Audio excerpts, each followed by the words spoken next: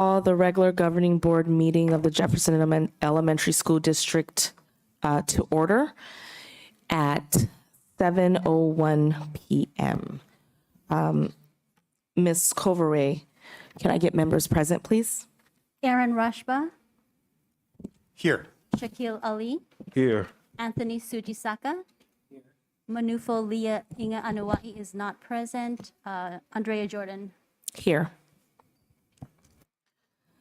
The next item on the agenda is the Pledge of Allegiance. Can I get the students from Susan B. Anthony to assist us with this? Everyone, please stand and put your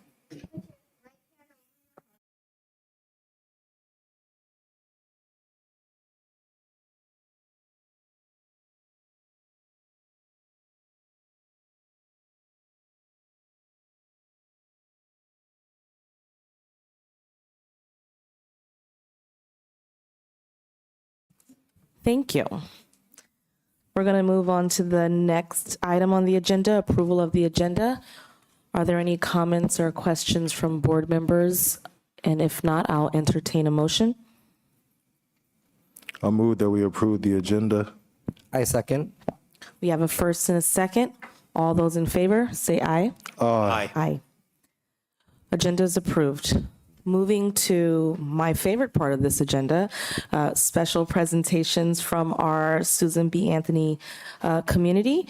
Fourth and fifth grade students from Susan B. Anthony School Kindness Club will present on their efforts to spread kindness throughout the school community and highlight the school's participation in the Great Kindness Challenge, which took place on from January 23rd to the 27th of this year.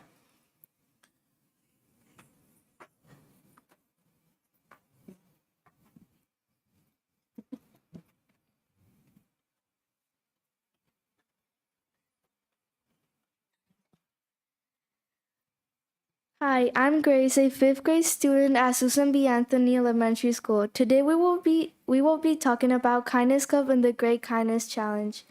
Kindness Club is where fourth and fifth grade students can join. We meet once a month at lunch and plan fun activities to spread kindness at SBA. The goals of Kindness Club are to show students how to spread kindness, to help someone if they're feeling mad, sad, or down. We also want to make others feel happy and special, but most importantly, keeping SBA a kind and safe school. How do we change the world?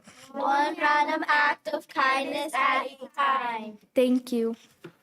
Thank you.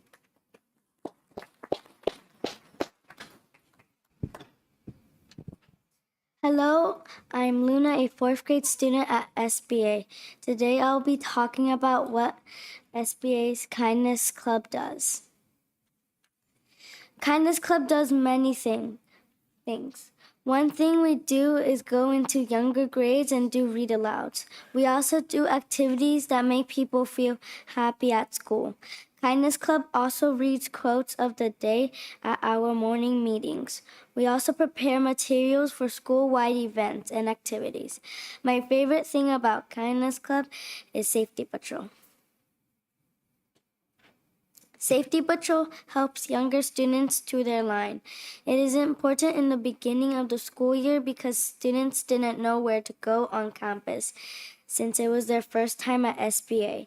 Thanks to Safety Patrol for helping our school feel safe and welcoming. Thank you.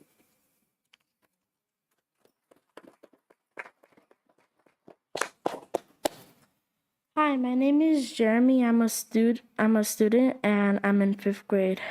Hi, my name is Jeremy and I'm a fifth grader student at SBA. I will be talking about Kindness Week at SBA. We have Kindness Week to do fun things at school. We practice showing kindness to our younger students so they can learn to be nice. Kindness Club also works on to make people smile. We also want to be a part of a bigger movement. Kindness Club plans activities so we can all have a good time. We also want to make sure everyone feels welcome and happy at school. Most importantly, we want to make others' day better.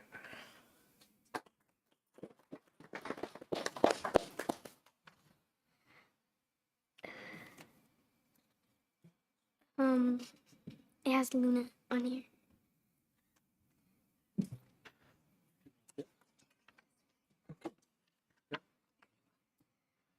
Hello, my name is Maya. I am a fourth grader at SBA. I will be talking about what we do during Kindness Week. We plan fun spirit days like Let Kindness Shine and Crazy for Kindness. We also have daily kindness challenges like giving someone a compliment.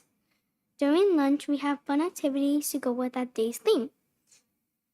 In addition, we have a home checklist for random acts of kindness to do over the weekend, like helping your family do the dishes. Finally, we have secret kindness spies. These spies look out for students who are being kind and get special shoutouts the next day. These are some pictures from Kindness Week.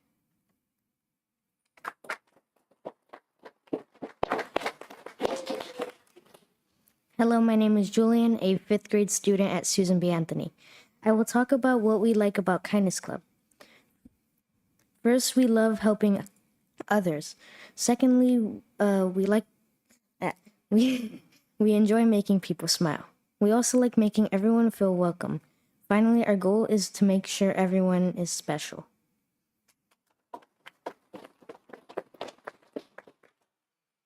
Hello, I'm Allie Joan. I'm a 4th grade student at SBA. We have Kindness Club and Kindness Week because we want our school to feel positive, welcoming, special, safe, and happy. We are a PAC. PAC stands for patient, accepting, caring, and most importantly, kind. Thank you.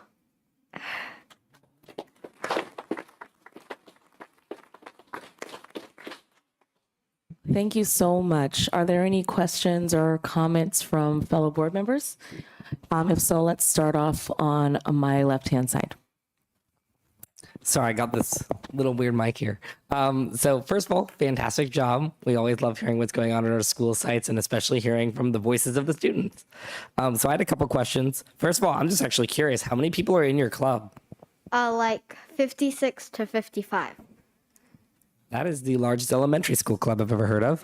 And then one more on lunchtime activities. What kinds of lunchtime activities do you do? I know we saw photos, but I wanted to hear more about what kinds there were. So like we do Pack Buck store, like kids get dojo points for doing stuff that are good, and then they go to the Pack Buck store once a month to buy stuff with their points. Can I get some points now? That's all my questions. Thank you. Thank you so much. It feels great to see the kind of work that you're doing at school. My question is, what inspired you to join that club? Huh? I didn't. What made you want to be a part of that club?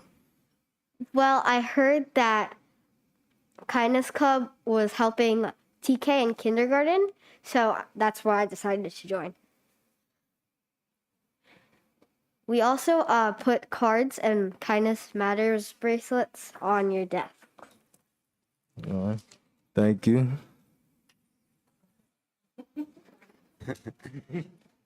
Thank you for the presentation. You all spoke wonderfully about the club and did a great job. Yeah, I wanted to ask more about the cards. How do you use those at school? So we get a paper, and they have all of those little cards. You color them and then cut them out and then give them to anyone you see at the play structure at school.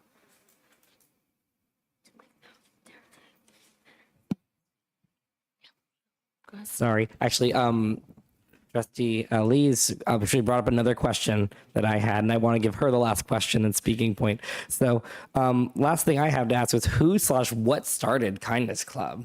What made you want to do this? When I heard about helping TK in kindergarten. And then did that start this year? Huh? Is this new to the club? Is the club new to the school this year? Yes, it is. So, all right. Thank you. Go ahead. I just wanted to echo my fellow trustees. It was a really great presentation. You all spoke so well, and to come up here and speak in front of so many people is really courageous. So I commend you all for that. I want to know who designed these shirts. You guys look so great in your blue. I believe Miss Antrim designed them. Oh, Miss Hannon. And Miss Hernandez. Awesome. I also want to commend the teachers for obviously assisting and ensuring that the club goes smoothly. Without you all, we couldn't do this. And so I just want to say thank you again for coming and presenting today. The only other thing I wanted to mention is someone brought up random acts of kindness. And I think it's really good throughout your life and just every day to think about that. You never know when someone's having a bad day or even a good day and how that random act of kindness could make them feel even better. So keep up the good work, and I look forward to hearing more about the Kindness Club in the future. Thank you.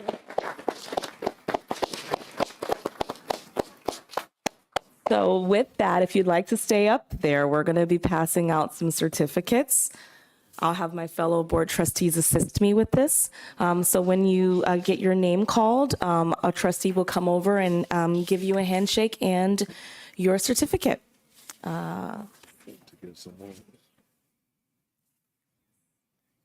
Get to do too. Okay. All right, I have the honor of doing two. So first I have Jeremy Torres Salazar.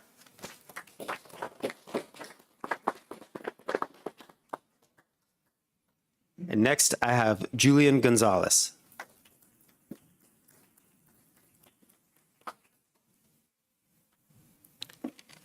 All right. Certificate of Appreciation for Maya Lopez.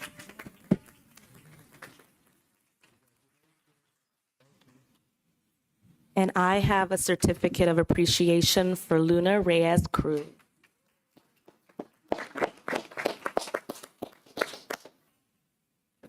Okay, can you all hear me? My mic's a little bit lower. So, okay, I've also got two. So I first have L. Joan Batista. Congratulations. And then the second one I have is Grace Gutierrez. Thank you so much again for coming. We're really proud of you.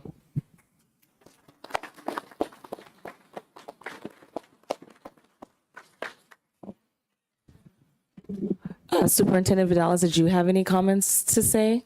I just want to thank the students from Susan B. Anthony. Thank you for your leadership, for the way that you serve your younger schoolmates. And thank you to Ms. Hannon and the staff who have created this club for you guys to do great things, like all the things that you mentioned. And I'm sure you're still thinking of other things you can do to be kind. We are a short supply of kindness in our world. And so anything you can do to fill it up is great. We're going to move on to item 6. 6A, board member acknowledgements and commendations. And this time I will start to my right. Okay. Thank you. Thank you.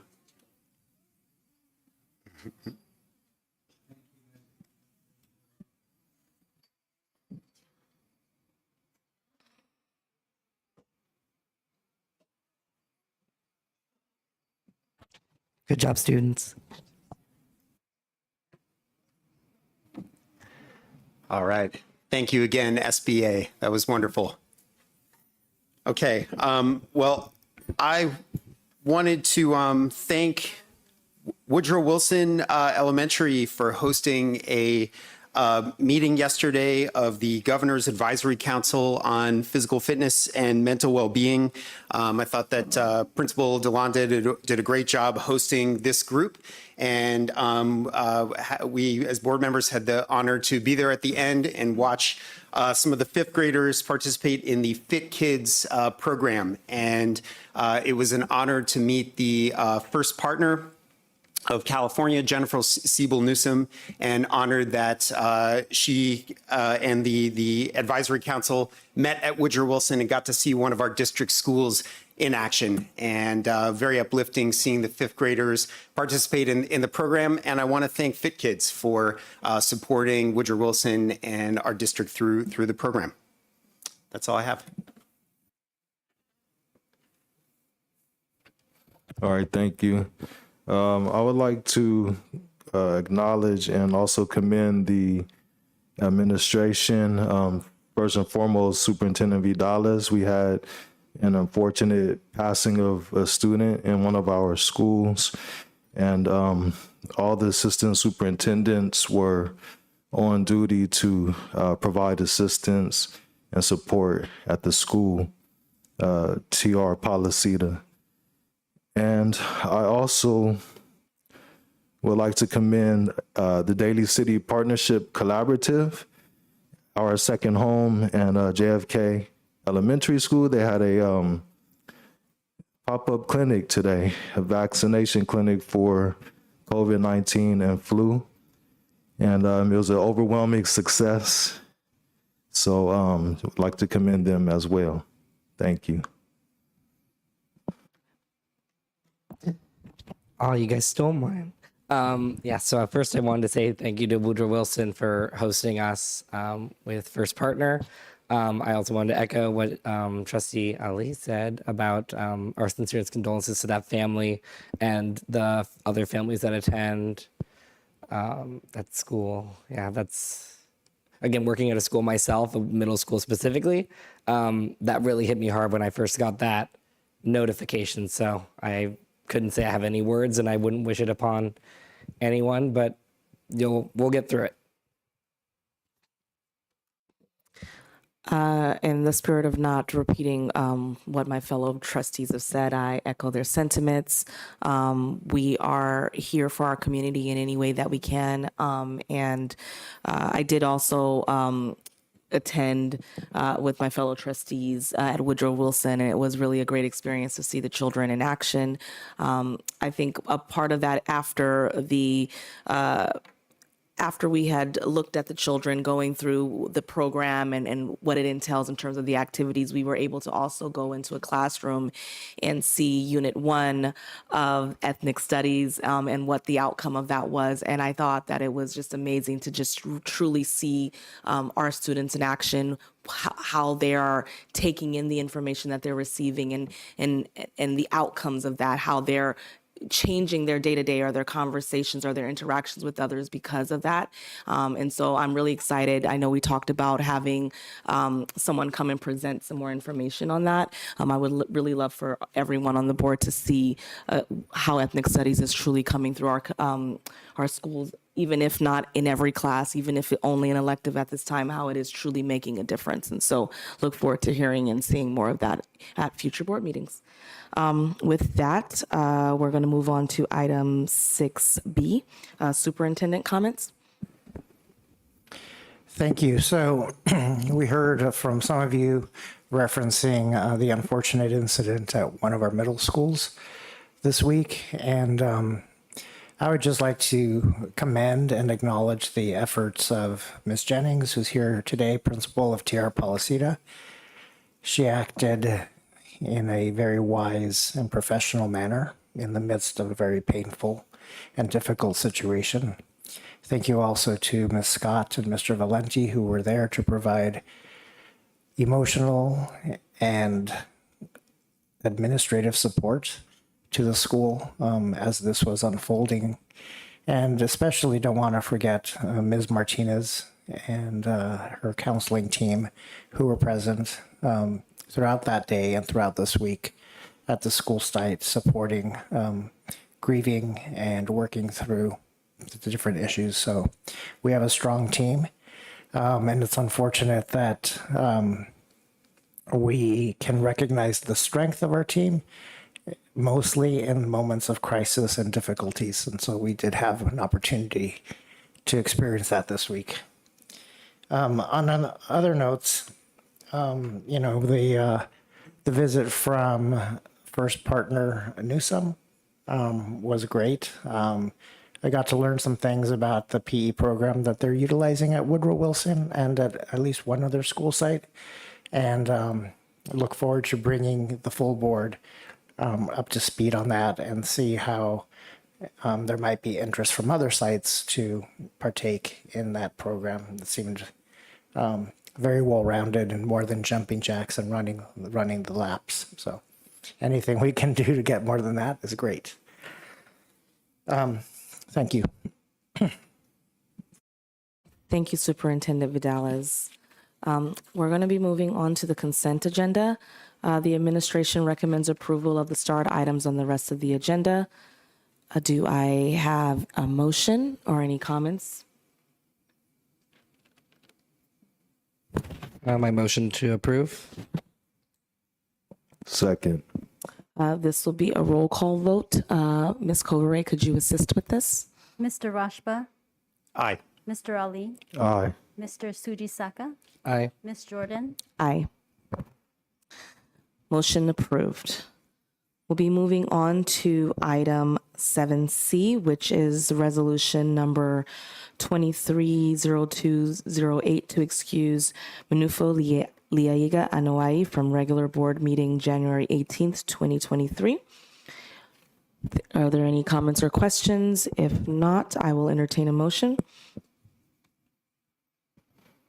I move that we approve the resolution as stated. I have a motion. Is there a second? Second. I have a motion and a second. This is also a roll call vote. Ms. Kovare, could you please assist us with this? Mr. Rashba, Aye. Mr. Ali, Aye. Mr. Sujisaka, Aye. Ms. Jordan. Aye. Motion was approved. Moving to item 8C. This is the Educational Services Department local interim assessment update. We'll be presenting data from our recent ELA and ELD local interim assessments.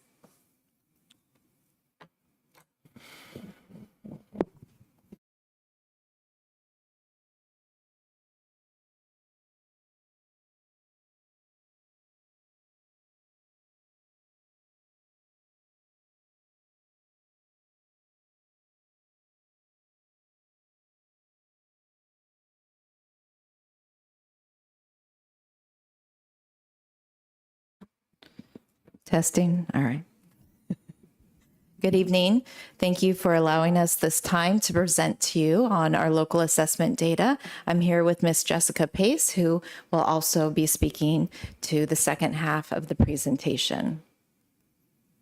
So our purpose tonight is to review our 3 district priorities, share actions that we've taken for each priority, and then highlight student achievement as a result of those actions. I'd like to begin tonight by highlighting our district priorities. The equity statement you developed as a school board drives our work. Equity is a core tenet of MTSS. I have included for all of you a folder and additional resources.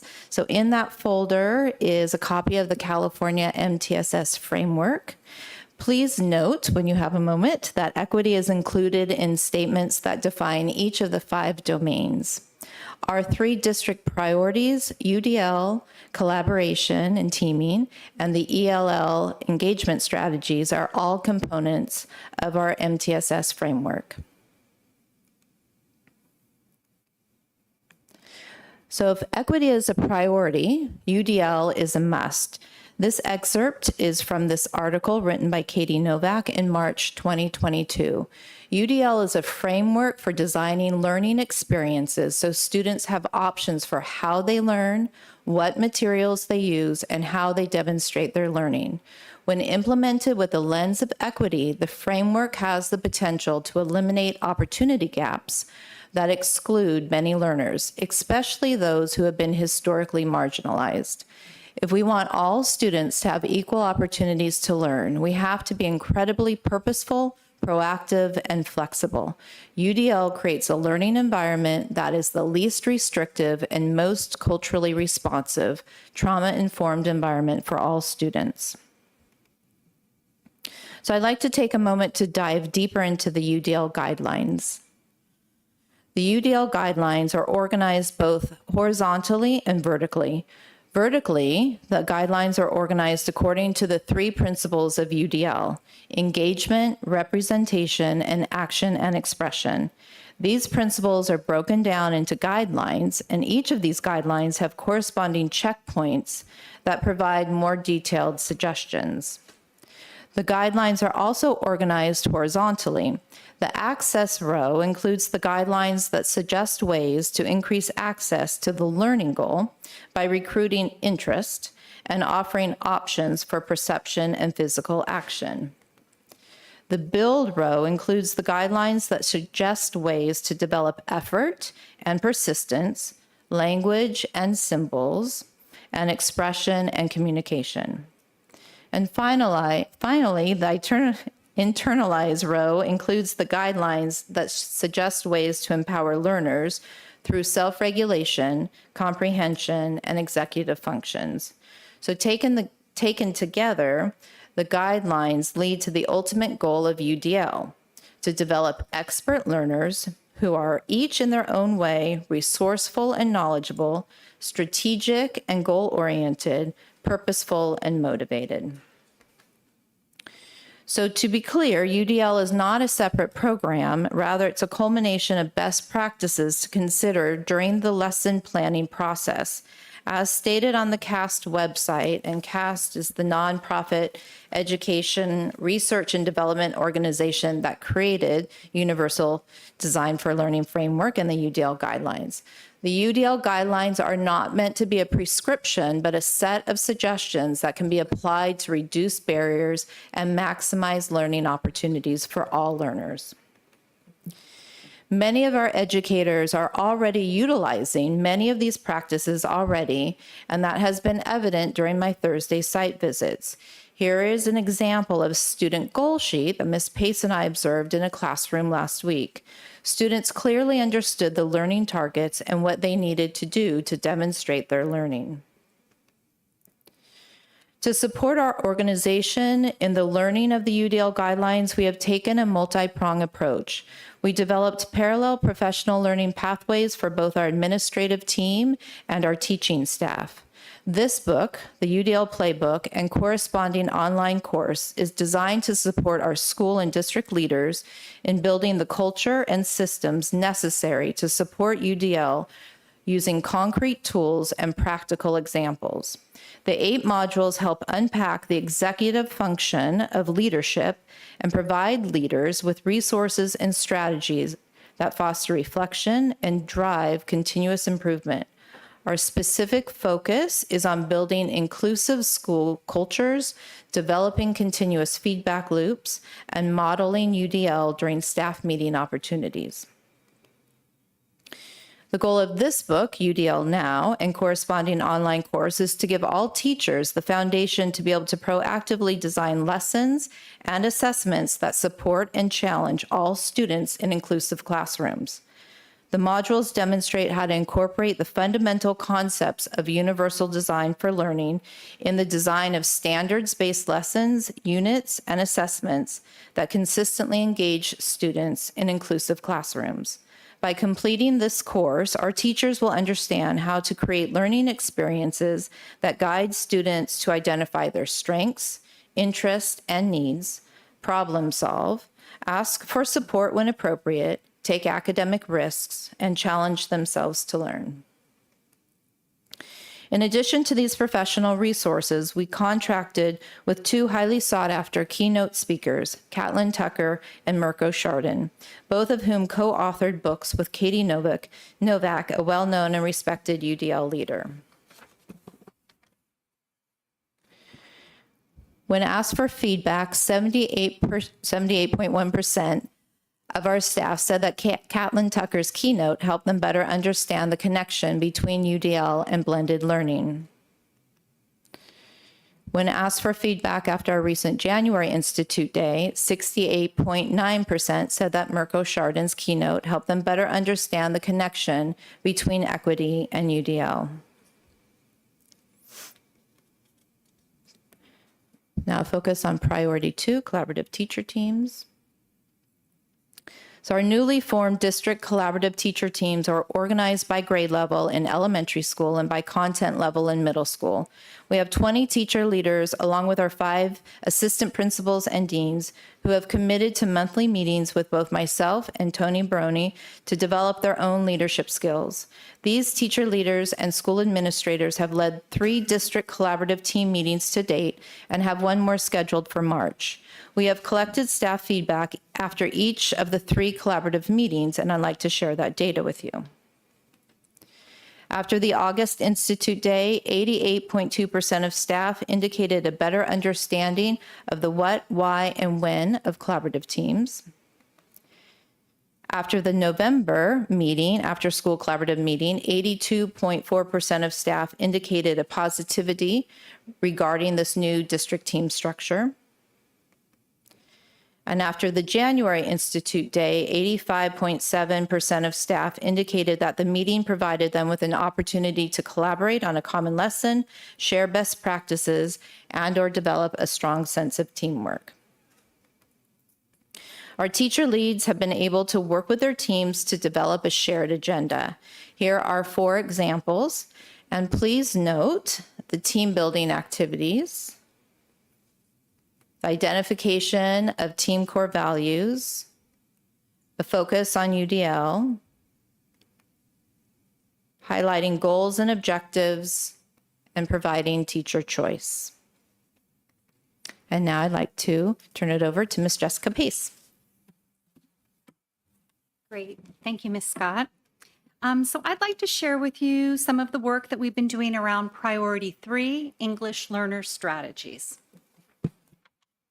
At our August Institute Day, teachers and administrators participated in professional learning with a focus on instructional strategies.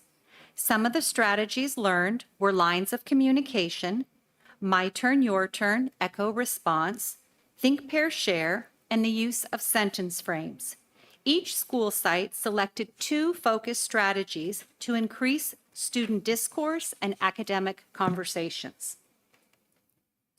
Teachers practiced using these strategies for their classrooms and then participated in an observation and feedback cycle. Here is the implementation rubric, 0 being not observed, and a 4 where students are very familiar with the strategy and its implementation. Here is some of the data from the first observation and feedback cycle. Data from 241 observations was collected. Of the 241 observations, 82% of the observations scored an implementation rating of a 3 or 4, meaning high level of implementation of the strategies, and students knew what to do and were familiar with the strategies. In addition to the implementation score, teachers and administrators provided the observed teachers with feedback. What went well with the implementation of the strategy that day, what possibly could improve, and any additional ideas to think about with regards to implementing that strategy in the future. Next, I'd like to highlight some of our recent local data. First, we'll look at English language arts.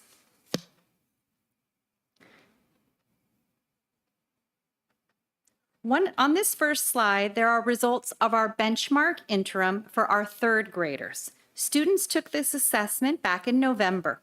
The data is broken down by school site, and the last column shows our district average of 49% of 3rd graders proficient on essential 3rd grade standards. This assessment is curricular-based and focused on the standards taught in our benchmark curriculum during units 1 through 3. This next slide shows our 4th grade data, with 54% of our 4th graders scoring at proficient on grade level standards. And the next slide shows our 5th grade data from back in November, and again, they scored at 54% proficient on grade level standards. We administered this benchmark assessment last year, so here is a comparison chart of last year's 3rd graders, who are now this year's 4th graders. We can see a 5% increase from 49% to 54% proficient. The interim assessment has anywhere from 25 to 30 questions and assesses the standards taught in our adopted language arts program benchmark during units 1 through 3. Here, looking at last year's fourth graders, who are now this year's fifth graders, we see a 1% increase in proficiency from this time last year. To support teachers with administering the interim assessments, I created some support documents. The first document here aligns the grade level Common Core standards to the questions on the assessment. Teachers can also see the number of test items per standard and link the essential standards to our JESD report card. This next document is a playlist of the standards assessed and where they appear in our weekly tests.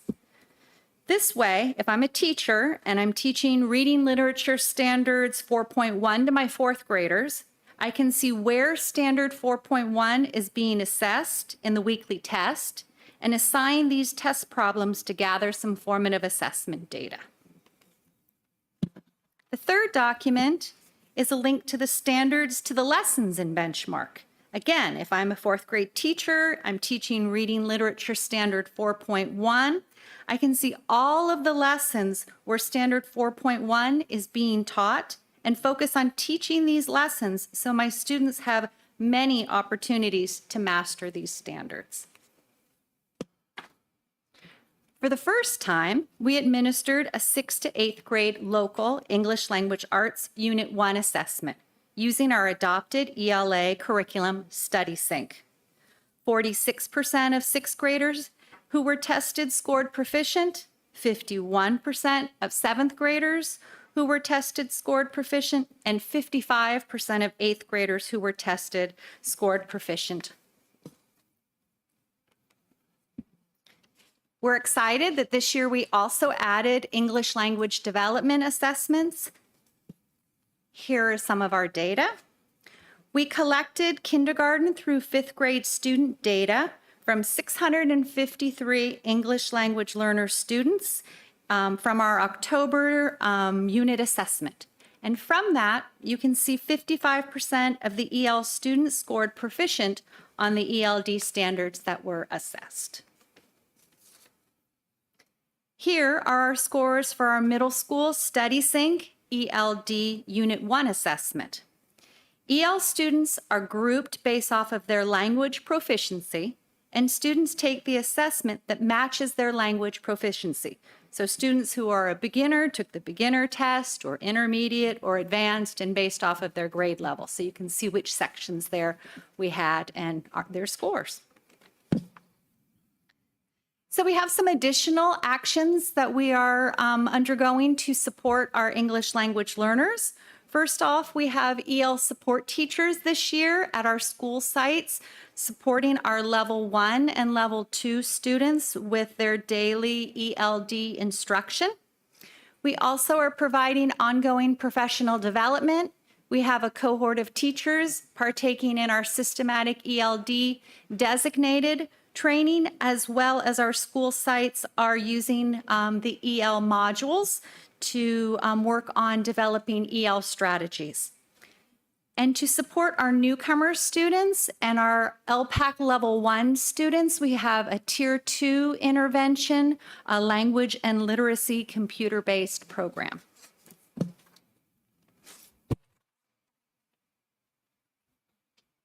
So just circling back to our district priorities, we hope you've gained a greater understanding through our presentation tonight how this document is guiding our work. And then just in conclusion, these are our next steps. We have another round of local assessments coming up over this month and the month of March. Our next collaboration teacher team meetings are March 22nd. We have another round of ELL strategies observation feedback cycle, and that happens between now and May. And then we're also in the process of a TK5 science adoption. And that concludes our presentation.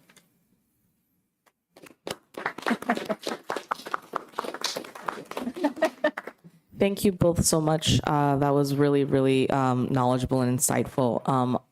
Do my fellow board members have any comments or questions? If so, I'm going to start on my right-hand side. Thank you both for the presentation. That was really informative, and I appreciate the materials. It's very thorough. It's great to see the progress, that our schools have been making. I sometimes struggle with the education terminology. I know a little bit about education, but I'm just a parent and community member, trying to struggle to understand this. So I guess my question is, what are some of the things in the classroom that you would see when lessons are guided by UDL? Like, how would a UDL lesson look different from a non-UDL? And I was also wondering about the difference between UDL and blended learning. So one of the differences you'd see in a classroom is students having choice and voice. So the opportunity to access information in a way that best meets their learning style. And in order to do that, they need to have some self-awareness about how they best learn. So perhaps they need to read the information from the textbook. Perhaps they need to watch a video or listen to a podcast. So providing access through those different pathways. You'd also see clarity on the learning objective and that it's reiterated several times throughout the lesson. Feedback and feedback cycles on how students are progressing towards those learning objectives would be frequent as well. A lot of engagement strategies, being able to have students self-assess and determine ways that they can best demonstrate their learning, not just through kind of a one-size-fits-all assessment, but providing different options, and again, choice and voice. And do you have any additional? There's another piece to your question I think I forgot. Oh, just about blended learning versus UDL.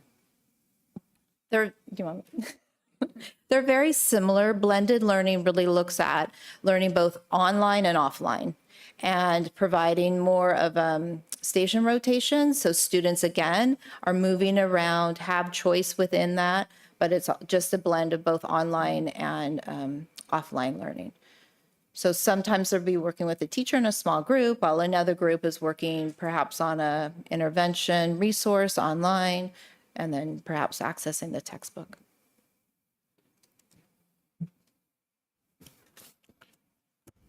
All right, thank you. I have a few questions. So my first question is, I actually need this. So what percentage of our students in our district are English language learners? Because I think that would give us a better context for the total ELA proficiency scores. We have about 45% of our students that are English learners. Okay. So 45. But wasn't Mr. Ali, trying they in kindergarten it's closer to 67%, 70%, and then as they get older, they get reclassified. So in some, 45 to 50% English learners. Okay, thank you. And then, so when you talked about some of the strategies that you're utilizing, there was one I wasn't familiar with, which is lines of communication. Can you explain that to us? Yes, lines of communication is an engagement strategy where students form two lines and they stand across from a partner. And then there's a partner A and a partner B, and there's a question that's asked. Say partner A is asking the question, partner B responds to the question. Once they've interacted, then the student at the front of the line of line A walks all the way down and becomes the last student in line A, and everyone in line A moves up one, then you have a new partner. And so you might do that interaction strategy a couple times. It's a nice way to add movement and get kids up, and also working with maybe students that aren't their shoulder partner or their table mates. So yes, that's lines of communication. Okay, that sounds fun. And then I think, can you go back to those slides? Sure. Is that okay? I think what I noticed was that, and I wasn't sure if think, pair, share was at the most effective strategy, or was it the most popular that the teachers utilized? Most popular during the observation times. So these percentages here are based off of the 4 strategies that sites focused in on, and when there were drop-in visits or scheduled visits, these are the percentage of times that these strategies were observed. Okay. And in some lessons, 2 strategies were observed during that time period. In other times, there was just 1 strategy observed. And occasionally they went in and there wasn't a strategy happening. Okay. So I hope we're not going too far into the details for anyone here, but this is very interesting to me, you know. So would you say that think, pair, share is the most effective strategy, or what made it have the highest percentage? I think it just lent itself during the lessons and teachers felt comfortable with it. There was also a variation, the think, write, pair, share, where students are posed a question and they're thinking, then they take some time to personally write their answer, then they share with a partner, and then the teacher calls on random students to share out to the group. It's a variation of think, pair, share. But it was, as you can see here, lots of usage in our classrooms to get that level of engagement happening. Yeah. Okay. Thank you. And so I'm asking that question because I utilize that as well, even in high school. And to me, it works well to get the students talking to each other. And if you pair up a student who's more proficient in English with one that's less proficient, they can be a peer tutor. I mean, anyway, so I don't want to go too deep into that. So the next one is, gotta look at this again. Okay, so what, and maybe we've already been told this and I didn't pay attention, but what are our goals for the next year or the next 2 years? Because 50% is more than less, but it's not the greatest. So do we have a specific target that we want to improve to as far as our proficiency levels in English language arts? Based on the goals written in our 3-year LCAP, our goal by the end of the 3rd year is to be at 60% proficient. Proficiency in both of those categories. All right. And a lot of what you were showing us is hopefully the way that we're going to get there. So the only thing that I guess I didn't see, and maybe we have some element of it, but is family literacy. What are the efforts that we're taking to support the parents and the families of the students who are English language learners? In our pre-K and TK classes, we have the Red Book Bag project, where families come in and learn reading strategies with the classroom teacher, and then weekly they check out and take books home. Both books are in English as well as we have Spanish, and we have a supplemental science piece in there as well.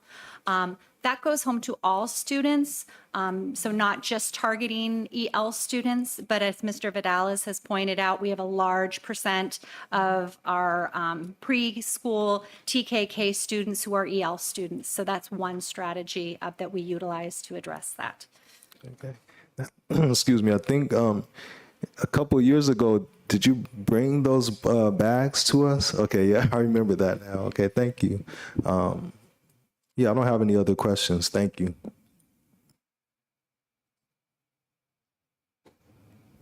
All right, so I have a few questions.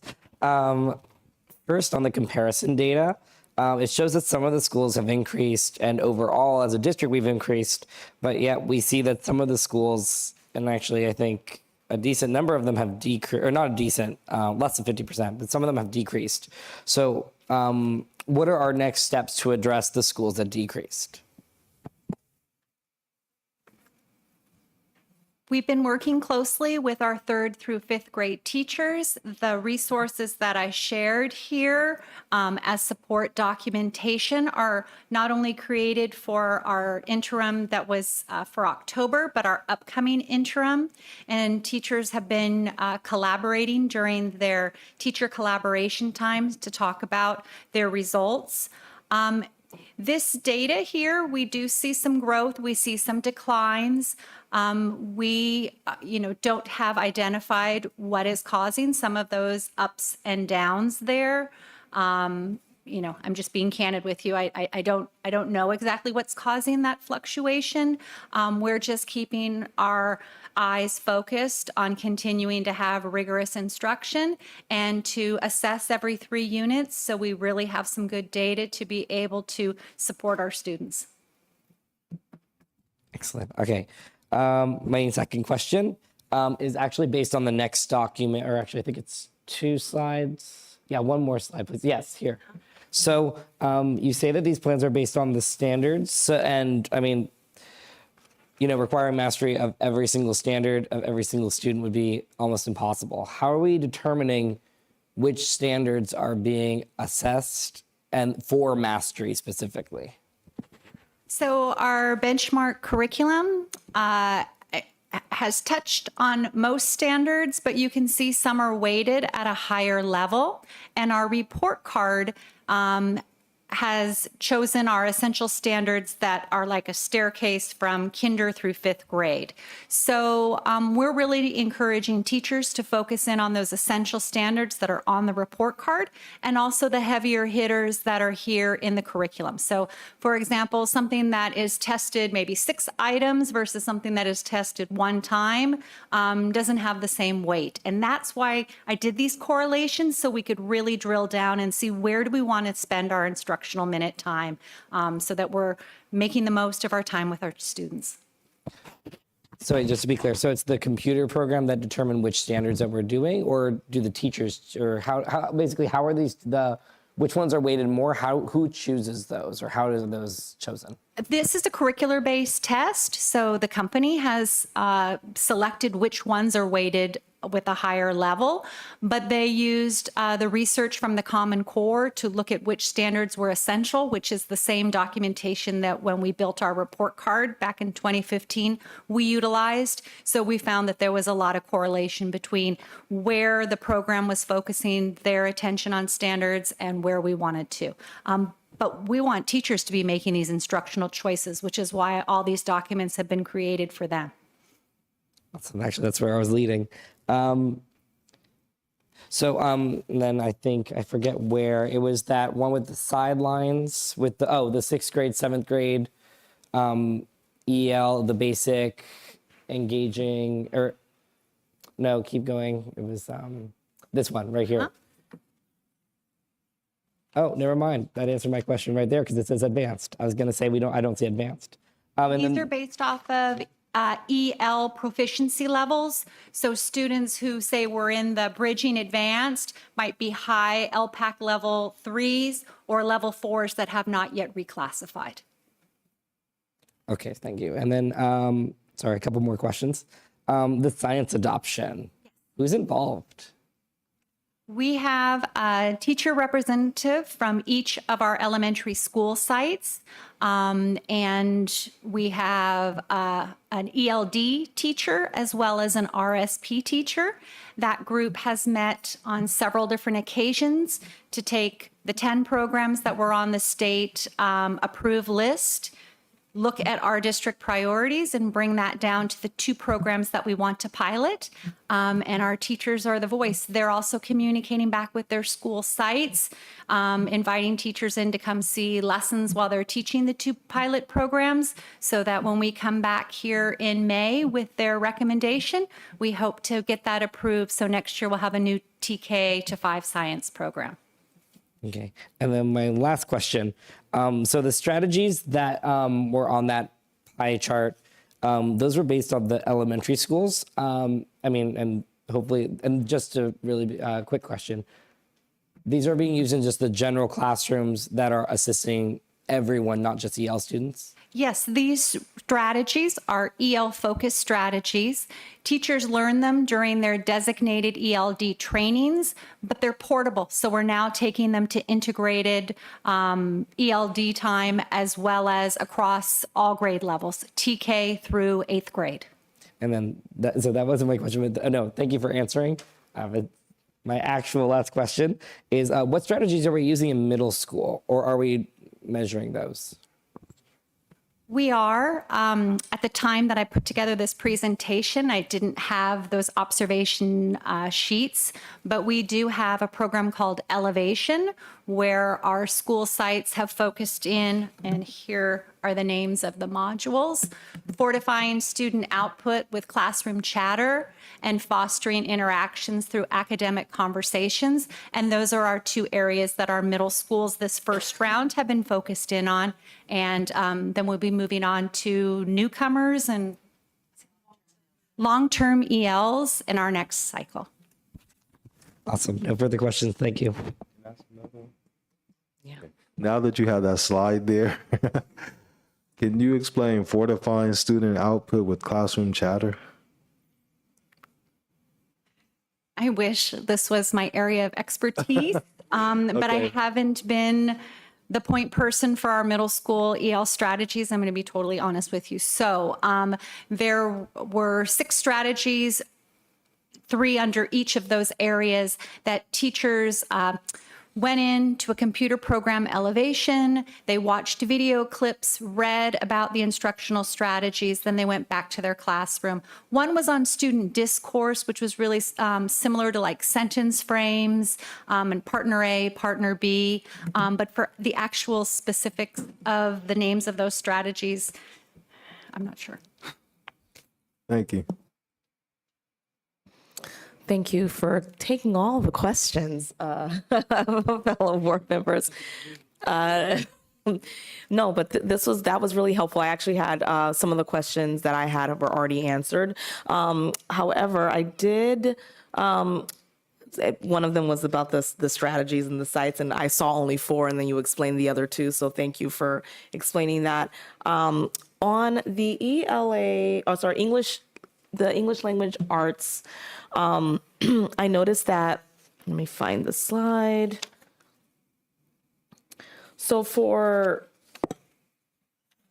the schools that are I guess the grade levels that are below the 50%, so I do agree with Trustee Ali, and those students that maybe are that are the other 50%, how are we assisting them? What are we doing to, like, I guess, change it? Because it seems like the UDL is allowing them to pick and choose what they want to do at that time. It's really giving them the option to, I guess, if they're in the right frame of mind, to do this versus the other thing, which I think is helpful. But if we're doing that and we still have 50% of our students still not engaging, still not able to push through, how are we changing it up for them to ensure that they're still able to keep up, so that way by the time they get to 6th grade, they're not still struggling and it's not the same number of kids still having those same issues? What's really helpful about these interim assessments is the data is happening every 3 months, and teachers have the opportunity to analyze that data and then inform which standards are we proficient on, which ones need more attention. Does the whole class need more attention on this? Is it just a small group that needs more attention? And then the teachers are able to differentiate within their classroom to support students where their needs are. Whereas, when we take a test like CASP at the end of the school year, it's the culmination of the year. We like these interims because they're standard aligned, they're based off the curriculum, but teachers are able to make those instructional moves and decisions much earlier on, and it is in line with our MTSS cycles. Perfect. And then I really am glad that these benchmark or the alignment and the test, and just obviously the ability for the teachers to access this. Who created this? I did. Thank you. It's really, really good. It takes the guesswork out of it. So I really appreciate that. The other question that I had was, here we go. So for the families that we are giving additional resources to, are we monitoring the percentage of the families that are actually taking advantage of it? Are you referencing like the red book bag or the online program that we I utilize? think you had mentioned them coming and learning in the classroom. Yes, at the beginning of the school year, there's orientations around the red book bag and the strategies for families to utilize. Yep. And we really try to blend that into our beginning of the year orientation so that all families are there and able to participate in that. Good. And then obviously that's the beginning. So as it goes on, do we see a drop off? Are we still seeing as much engagement? Because obviously I think it's going to take both the parents, if they are getting up to speed, to assist the children, because it's not going to all be on the school district, and ensuring that alignment is there. I think understanding the drop off would probably also be, are you monitoring a drop off? We have this program for preschool, TK, and K. And after that, we do not have the red book bags to send home. Yep. And I think it's most active in our preschool TK classrooms and probably does start to trickle off in K, just because those bags haven't been replenished in a while. It was, some grant money that we received a while back. It is definitely an area that we would love to look at more. And I do know that we have some goals in our LCAP around parent engagement, not just our primary grades, but all the way through 8th grade. So it's definitely an area that we are looking to expand upon. Thank you. And I only bring that up mostly because if we have the same students going all the way from TK all the way through, obviously I know we'll have some children trickle in and out throughout the school year, but if it's the same kids and we're still seeing a drop below 50% in these scores, then it has to be aligned to something else. And so that's why I asked that question. And then from a grant standpoint, I would love to know what we can do to advocate for more funding around getting additional red bags or replenishing those bags. Well, not the same thing, but when my daughter was in TK, I remember they did with the students, they would allow them to pick books. And I remember the children being so excited. It's just the activity of doing it, which would encourage them to read those books, right? And so I remember some of the books were torn and worn, and I'm like, how can we get more books in their hands? So I would really love Superintendent Vidales, or if anyone could let us know what we can do to help advocate to get more funding, because I think that would be extremely beneficial. And then I think that is the only other question I have. I really, really appreciate this presentation. Actually, I do have one more request. About middle schools, I would love to get some insights on the middle school data as well when we get a chance. I know that you weren't well versed in it, but if we could do that next time, that would be really great. Thank you.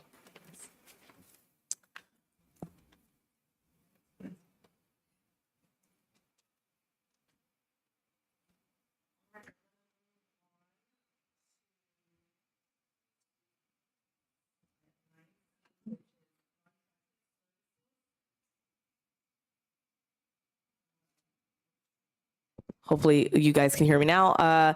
Moving on to 9C, contracted services for Peninsula Tree Care.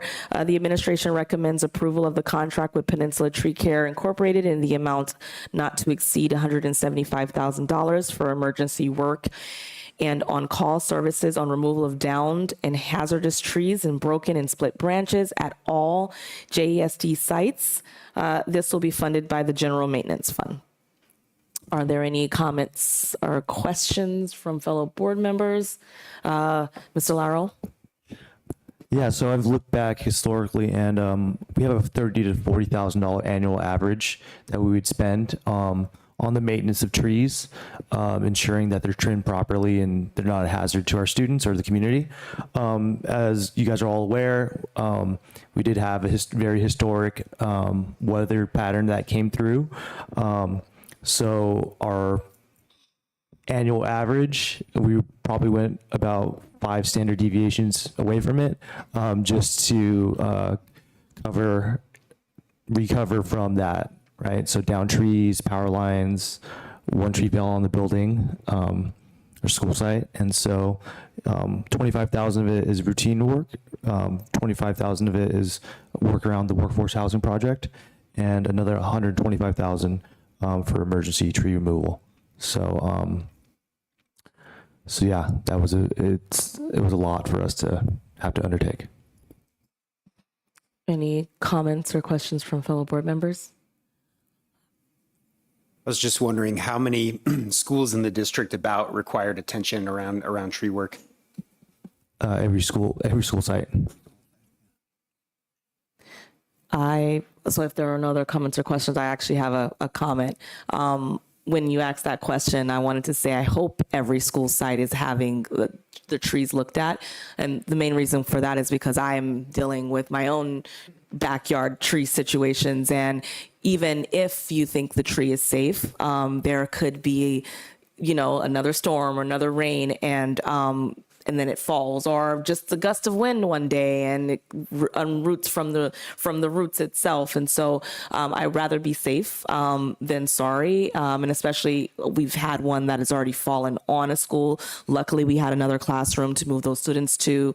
And I'm just really grateful to our staff for acting so quickly on that. The only thing I would say is I just want to make sure, because it seems like it's for emergency work and on-call services. I am hoping that something is baked in where we're really having it assessed and looking at it, I would say on an ongoing basis to ensure that if there are any continued trees on our property, that I would say we shouldn't wait until a storm is coming up. It should be assessed and looked at on a regular basis.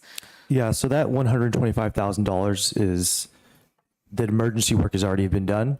So the other $25,000 is to remove trees, and as people who are arborists know, when you have bouts of drought and tremendous amounts of water, it has an impact on the trees and the limbs, and so we are looking at that just because and working with PG&E, making sure that their crews come out and also trim back on the trees, just because it's a hazard to the community if they fall on the power lines and create power outages. So that's definitely on the list as well. Perfect. So, Ms. Jordan, so when the arborists come out to deal with the emergencies, they take a look at all of the trees and preemptively select the ones that need to come down at that time. As I think I may have mentioned to some of you, they were on a school site taking care of some downed trees, and it was during a couple of wind gusts were coming, and they noticed some trees that looked perfectly healthy, but they saw the root ball move with the wind gusts, and they're like, those are not healthy trees. Those are going to come down soon. So we needed to deal with those. I guess my question is, and you may have already mentioned this, when was the last time we did this, like maintenance, or had someone come outside before the... We do it every year. Perfect. So every spring and summer, we do get arborists to walk our sites and identify the trees and try to get them down, usually during the Thanksgiving break. So we did, and we did, and obviously we still had, okay. Yeah, as you know, the trees are 70 years old and their lifespan are 50, especially this type of tree. So in practicality, we should be taking them all down because they're all exceeded their lifespan. But, like humans, you don't want to end their life before they're ready. So, No, that makes sense. I actually made the decision to take down all of my trees, and that's the reason why I'm asking, because like to your point, even though it looks healthy, it still could create damage. And if you had someone come out in November and we had the storm in January, and so I just want to, better safe than sorry. We have, it's not just about, even just our schools, it's about, the power lines, the surrounding community. And I want to make sure that we are doing the best that we can to ensure that we don't have any incidents that could, end fatally. So if there are no further... Actually, I have one last thing. Yeah. So again, I don't know if you misspoke a number, but you said something about $125,000 and then $25,000. So then where is the last $25,000? So I said the contract is $175,000. I said $25,000 for routine work, $25,000 for work around the workforce housing project, and $125,000 worth of emergency tree removal. Okay, thank you. I did miss that. All right, I will entertain a motion. I motion to approve. Second. There's a first and a second. All those in favor say aye. Aye. Aye. That was unanimous. Moving to item 9C, Governor's Budget Update. Mr. Laurel will present an update on the Governor's January budget proposal for the 2023-2024 school year. Good evening. So for our new board members here, if you guys can recall in the budgeting cycle, this is when the governor, California governor, comes out and puts out his initial proposal for the upcoming 2023-24 fiscal year's budget. This is just really a testing out of what might happen. Next would come the May revision and onward. But as I go through this presentation, we like to look at it from a lens, a macro lens, where we look at what is happening across the United States. Then we scale down to what's happening in California. Then we get to a micro level to what's happening locally here at Jefferson Elementary School District or Daly City. All right, looks like the PowerPoint didn't merge right, but so in the greater U.S. economy, there's a lot of mixed signals still. The Dow Jones had fluctuated from 34,725, went down almost 10% in July, and then back up this January. The federal government continues, or the Fed continues to raise interest rates. CPI is still high with inflation. Unemployment's low. There's just a lot of mixed signals in the economy. So we're just waiting to really see how that's going to affect California. So as you guys are aware, if you guys watch the news, the state revenue is forecasted to be down $29.5 billion lower than the enacted budget. Really, the period that we had from 2021 to 21-22 to 22-23, that revenue growth is no longer here. You know, California has a really what's the word? Not productive, but our tax system, right? The majority of it is personal income tax, and that equates to 2/3 of our state revenues, which, you know, 50% of the top 1%. 50% of our state income tax is paid by 1% of Californians.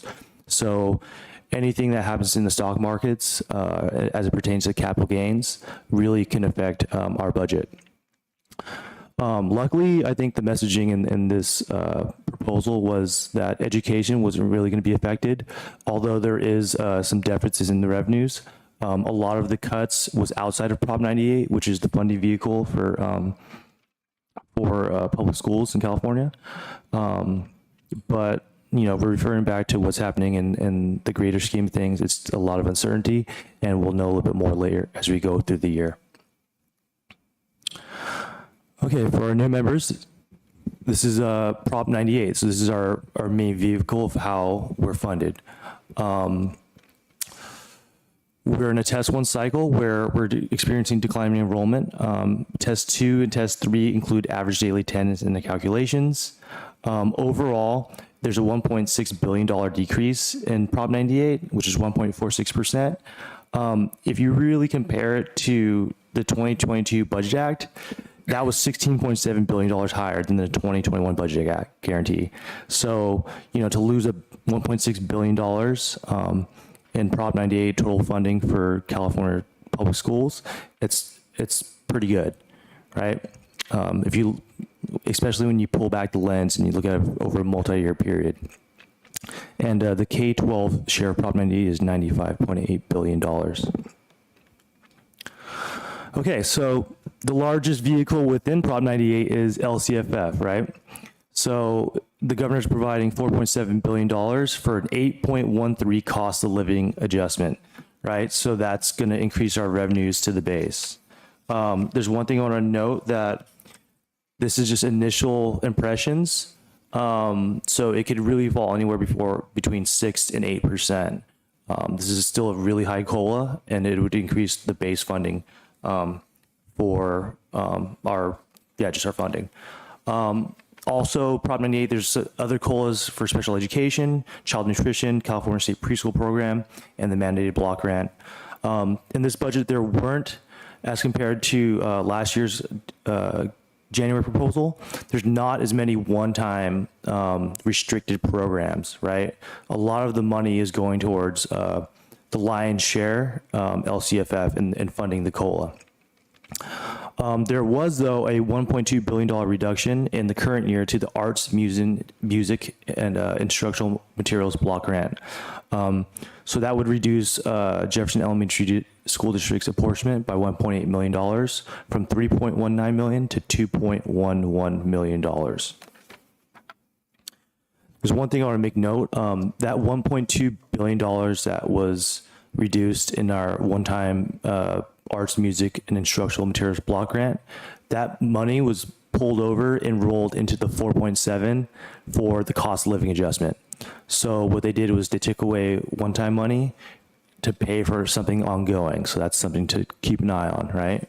You don't want to use one-time dollars for something that's ongoing. So that could potentially be a problem later, but time will tell. Governor Newsom did not propose any providing any relief towards CalPERS and CalSTRS. Ongoing, the projections we had for this budget year were about starting from 25.37% for CalPERS. So this is the amount that we pay per somebody's salary on the employer's portion, right? So we were projecting it to go down in the out years, but actually it's going to be going up by 3.5%. Same thing with CalSTRS. So the teachers' retirement system, there had been no increase since 1986, but in 2013 they moved it up. And just through the years, it slowly went from 8.25% to 19.10%. So, you know, when you think about the cost of living adjustment, this is going up. You know, if everything stays the same, like we're still, the same people cost more money regardless, right? And this is something that's statutory that we can't decide. Another thing to note, there's a public school system stabilization account, so that's better known as a Prop 98 rainy day reserve. So essentially, Governor Newsom is not going to withdraw funds from this rainy day account. He thinks that people in the legislature think politically he wants to ensure that that stays intact, although there's a $1 billion reduction to it because the revenues are a little bit lower, so the deposits into this rainy day account are a little bit lower as well. There's two options for when we would pull Prop 98 reserves. That's if the governor declares a budget emergency, or if it's triggered by the Prop 98 formula, of which the reserves are not sufficient for the guarantee. But overall, good that he's not touching that for now. This is another slide for our new members and some of the public. So this is how we're funded. When we talk about the local control funding formula, it's one very big Microsoft Excel spreadsheet where you plug in your average daily attendance and it multiplies across these different funding levels. We get a supplemental grant, which is our base rate times 20%. And then if we have unduplicated pupils over 55%, then the concentration grant is 65% times our base rate. So it's additional monies for our pupils who are English learners, homeless, free reduced lunch. I'm forgetting one more, and foster youth, I'm sorry. Additional add-ons, there's a transitional kindergarten add-on, $3,042 per student enrollment. This is aiding in trying to bring down the 24-to-1 ratios, or 12-to-1 ratio to 10-to-1 ratio, I'm sorry. But the funding isn't all the way there yet to go from 12-to-1 to 10-to-1, but we'll see what's going to happen in that May revision. Okay, so,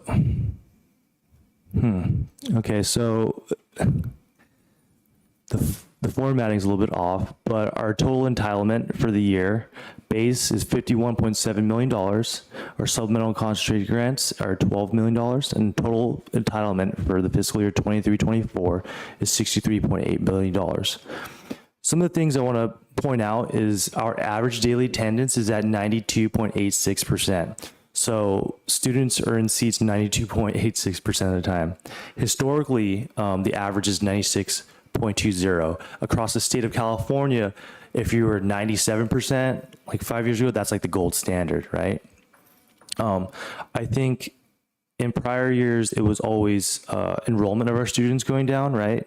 Now that we have a 3-year average, that's not the biggest bear in the room, right? Although enrollments going down does impact us, but it doesn't impact us so sharply. One of the main things, is having kids in school. A lot, if we go up a few percent, that could equate to, $2 million in funding. So that's ongoing and helps our average out, really. So, a lot of it sometimes is out of our hands, especially when it comes to COVID and having students stay home. But we really want to try as much as we can to get that average daily attendance number up. And yeah, also includes, average loss of the next out years of 114 students per year. So I'm coming up to Mr. Ku's favorite slide, and some of the things I want to make note of before we get into it. Things that are not included in this adjusted multi-year projection. So any of the governor's new program funding, any one-time revenues, any negotiated salary and benefit increases, further reductions in enrollment and average daily attendance. I definitely think the 92.86% is going to go down because the next reporting period is in April, P2, and it's very hard to gain in average daily attendance as the time's going on. So there's going to be some impact there, and any further reductions in our unduplicated pupils or any possible federal stimulus funding. Okay, so with my laser pointer, I'm going to point out a few things here. This is the multi-year projection from first interim. And so with the 8.13% cost of living adjustment, we do see some surpluses in the 23-24 and 24-25 budgets. But the average daily attendance 3-year eventually averages down to where we're slightly deficit spending. I think we're kind of in this position now. I'd like to quote Trustee Ali, where we have healthy reserves to where if we get in, come May revision, the governor slashes LCFF funding, we could have strategic use of our reserves to ensure that we don't have any major disruptions across the district for our students in our community. So I'm really proud of the actions the board has made, and the district has done to ensure this. So right now we're looking good, although come May, this is going to be outdated with new data. So anybody at home, if you're watching, this is going to change. Okay, so timeline and next steps. At the next board meeting, I'll be presenting the 22-23 second interim report. The local control and accountability plan is being developed with stakeholder input this spring. The LCAP must be adopted before the budget is adopted. And by June 30th, 2023, we're going to be adopting a balanced budget. So what does developing the budget require? Clarifying assumptions, right? So the next thing that we're going to be utilizing is the May revision from the governor's budget, and inputting the things that he's going to be enacting in his budget. How is our revenue going to change? How are our expenditures going to change? And once the state budget is adopted, we'll make our adjustments and present to you in either July or August. Questions?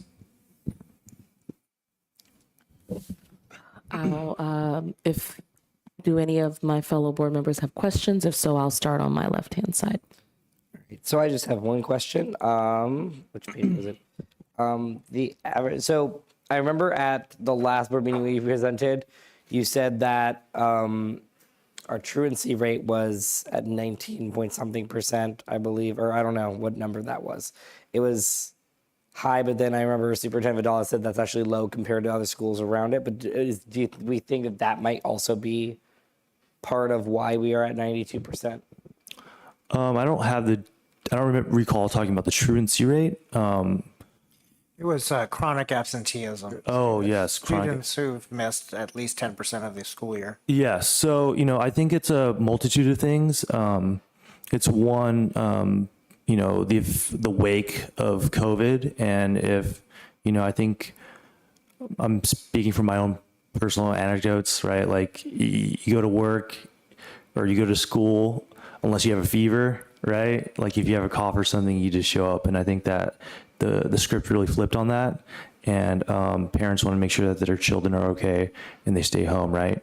I think that's like one of the most driving things. Plus, we also require students to stay home if they have a positive test. So if they test positive on a Friday, at least we got 2 days out of the way. But if they test positive on a Monday, then that whole week is gone. The governor hasn't said anything regarding trying to, lessen the burden on students not being in class more often. I think we as district leaders got to try and get students in classroom more, because we know that, students in school are learning more, right? So yeah, I'm hoping that we can try to get that up, but it's an uphill battle for sure. And then I guess a follow-up question based on what you said. So then wouldn't that mean that all schools, would you say that this pattern is generally about all school districts and everywhere in the area and possibly the whole country or world?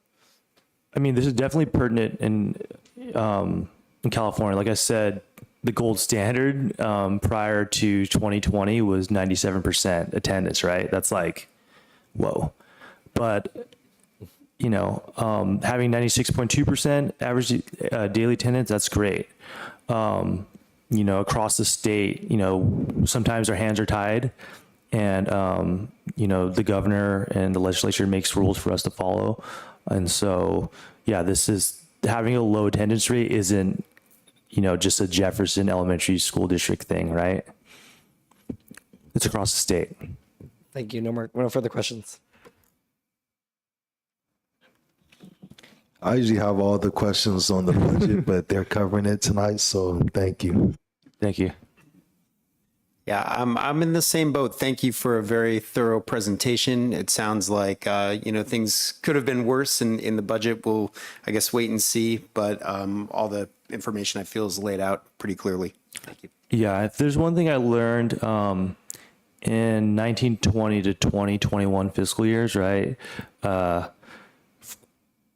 The January proposal was vastly different than the May revision, right? Because COVID had broken out and he had slashed LCFF revenues or LCFF apportionments by 10%. And then come the July and August, when they approved the budget, it was back. So, expect the unexpected, right? But luckily we're in a financial position to where we could weather some storms with some strategic use of reserves. Thank you. So the only question that I have, and not really a question, is when the revision comes back, I would really like to see that 1.2 billion that moved to the LCFF. I want to see that one-time funds moving into ongoing. I'm just a little concerned about that. So you don't have to answer it now because I know things are going to change, but I kind of want to make sure that we, because number one, if we go from 3.1 to 2.1, so how are we changing our programs to ensure that we're still able to cover everything that's needed? Are we taking things away? Again, you don't have to answer that right now. I'm just thinking through like the impact that is going to make. So when the revision comes, if we could spotlight that a little bit, I would really like to. So clarifying question. Yes. If there's not many changes to the May revision, how would you like me to answer that question? I have not thought that process through yet. I will ask it at that time. Okay. If there is some major changes to the negative, we'll definitely, we'll bring forth what our picture looks like in the out years. Well, actually, I do have an answer to your question now. So I would like to understand, like, what are we going to do? To your point, like bringing out the out years, I want to understand, like, what's the effect? Because I hear the reserves thing, but if we go into our reserves, then what happens if every single year the budget continues to be in deficit and we're still losing? So we need to have like a plan. Yeah. Does that make sense? Yeah, that makes sense. And I think one of the things to realize is burn rate, right? So burn rate in roadway, burn rate would be if we have 100% reserves, right? If our burn rate is 50%, right? We eat half of our reserves in one year, then it's our actions are dictated a little bit differently than if it's 10%. So we'll cross that bridge when we get to it. That's why I said we'll wait until the revision. So thank you. I really appreciate the presentation. All right, we're going to move on to the next item on the agenda, which is 10A, Certificated Retirements 2022-2023. The administration recommends approval of the retirement request for Catherine Stanley, PE teacher Ben Franklin, effective June 10th, 2023. Ms. Stanley has been employed by the district since August 31st, 1989. The administration also requests an appropriate resolution be prepared commending Ms. Stanley for her years of service with the district. Are there any comments or questions from fellow board members? I have a comment.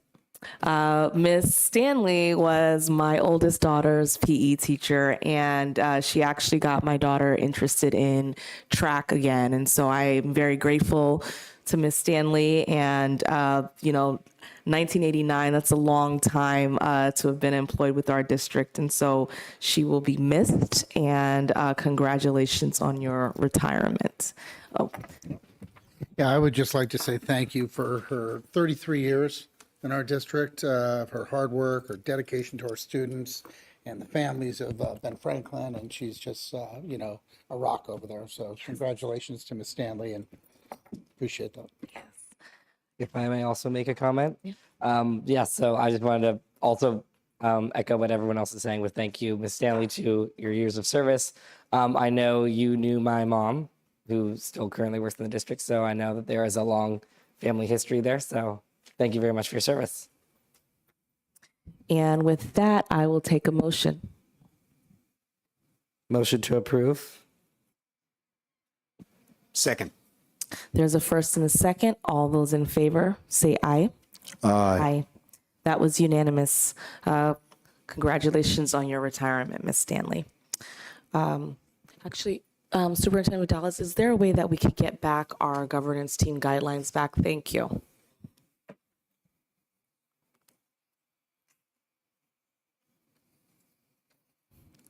Thank you. We're going to move on to the next item on the agenda, which is 10F, job description for Program Director of Assessment, Accountability, and Multilingual Student Studies. The administration recommends the board approves the job description, qualifications, and salary for the Program Director of Assessment, Accountability, and Multilingual Student Services position, which will replace the Program Director of English Learner Services position.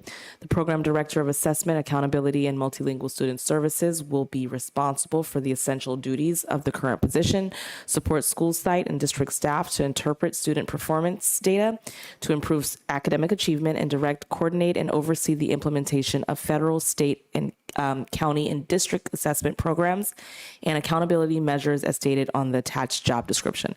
That was a mouthful of a job position, by the way. If I could get Mr. Vidales or Mr. Valenti just to give a quick summary of what it is that we're doing here and why we're switching out the role, or I guess condensing the role into one. Well, we have a vacancy in the position of Program Director for English Language Services. And education's changed widely in the last 5 years, and there's a lot of functions that districts are responsible for that maybe weren't a part of district functions 5-6 years ago when that position was designed, and a lot of the activities in that position have been automated. So it would take less time to complete that. So we sat around and said, what are the things that have come onto our plates that might be able to fill out that position, so warrants a full-time position. So essentially, that's how this was constructed. Mr. Valenti, I don't know if you want to add to that. Well, I think also last year, I believe it was, these last few years have been pretty rapid, but when we had our federal program monitoring review, we just noticed there was a lot of accountability items that also needed oversight. And as Mr. Vidalis mentioned, with the change in the current, or the, well, I guess we call it the current position, the Program Director of English Learner Services, there was not, as he mentioned, really a full-time amount of work. So we saw these added duties in conjunction with these existing duties, putting it together, and also in conjunction with the Program Director of Learning and Instructional Learning, Mrs. Pace, that this would better serve our district's needs. So we looked at it, we collaborated together, both the cabinet and branched out, and we felt that this kind of covered those needs. Are there any questions or comments from fellow board members? Well, the only thing I was going to say is, Mr. Laurel, because this position was open, I'm assuming that we have the funds for this position. Yes, what I'm thinking is a mixed between some type of federal state funding and supplemental concentration funding, since this position will be directly impacting students who generate supplemental and concentration funds, which would be predominantly our unduplicated pupils. Perfect. Thank you. With that, if there are no further questions or comments, can I get a motion? I move that we approve the job description for the Program Director of Assessment, Accountability, and Multilingual Student Services. You have a first? Second. There's a first and a second. All those in favor say aye. Aye. That was unanimous. The next item on the agenda is 11B. The administration recommends approval of the annual salary schedule for the Assistant Director of Maintenance and Operations at $89,758, step 1, to $109,103 a year, step 5. The Personnel Commission will have approved the proposal salary at their, I believe, yesterday's meeting. So the governing board, I guess this is coming to us to, if we have any discussion or questions around this increase. And I guess I would like to understand, like, did they approve this? Because I guess it's still reading as though they have not. I can speak to Yeah, this. so that's just when we published the agenda, Okay. we didn't want to publish that they did because it was the day before. So we said they will have approved it on the February 7th. So did now they? that it's February 8th, Mr. Valenti can tell us what happened. Thank you very much. So you've addressed the grammatical part of it. So yesterday at our Personnel Commission meeting, they reviewed the changes in the job description, looked at the, looked at the qualifications and pay range. And when we considered it, we looked at a comparable salary, which is what our general manager of food services receives. It's the same steps as that. It's a little lower than what was prior the director of maintenance and operations, which was the kind of vacant position. We felt looking at that was a reasonable recommendation. They looked it through, they approved it, and now it's on the board to look at the whole package to see if moving forward with those qualifications and pay ranges they approved. So I actually have a quick question. So I don't know, like, is there a reason that it's intentional? So I think step 5, that means year 5, correct? It could. It could be somebody might start on step 2, given where they're coming from, but tentatively just it's year 1 is step 1, year 5 is step 5. So then do we, I guess, since we're capping it there, do we not expect that someone would be in that position for longer than 5 years or less? So we have longevity pay too. So once you hit a number, then you get certain amount per month more. So for those of us who have just a limited number of steps, that's where the addition would be. Okay, thank you. Any other questions or comments from fellow trustees? All right, if there's no comments or questions, I guess I have a I have a question. So did we actually look to see what other districts maybe had a similar role in comparing the salary that are around us? Or I guess I want to understand, how did we, outside of, us coming together and thinking, how did we say that that was a reasonable amount? Like what makes that a reasonable amount? Yes, exactly. It's like two brothers sharing the mic. Well, we looked at work year. We looked at the different components of the job. Obviously, it's very different than the general manager of food services. We also looked at kind of finding something that was comparable to what the director position was prior, but also not as low as perhaps, or higher than the lead custodian, which is our highest classification within the unit. So we took those into consideration. We also looked at comparable districts. Many districts, again, as I think it was brought up last time, they have bond managers that run the bond initiative component of it, and they still have their directors. So those were not really apple to apple, but it was mostly just looking and trying to find within the level of salary ranges we already had to find a good fit. And that, I think, working with Mr. Laro and my department, that's where we came up, and the Personnel Commission felt that was a comparable rate. Perfect. All right, I have no further questions, and so I will entertain a motion.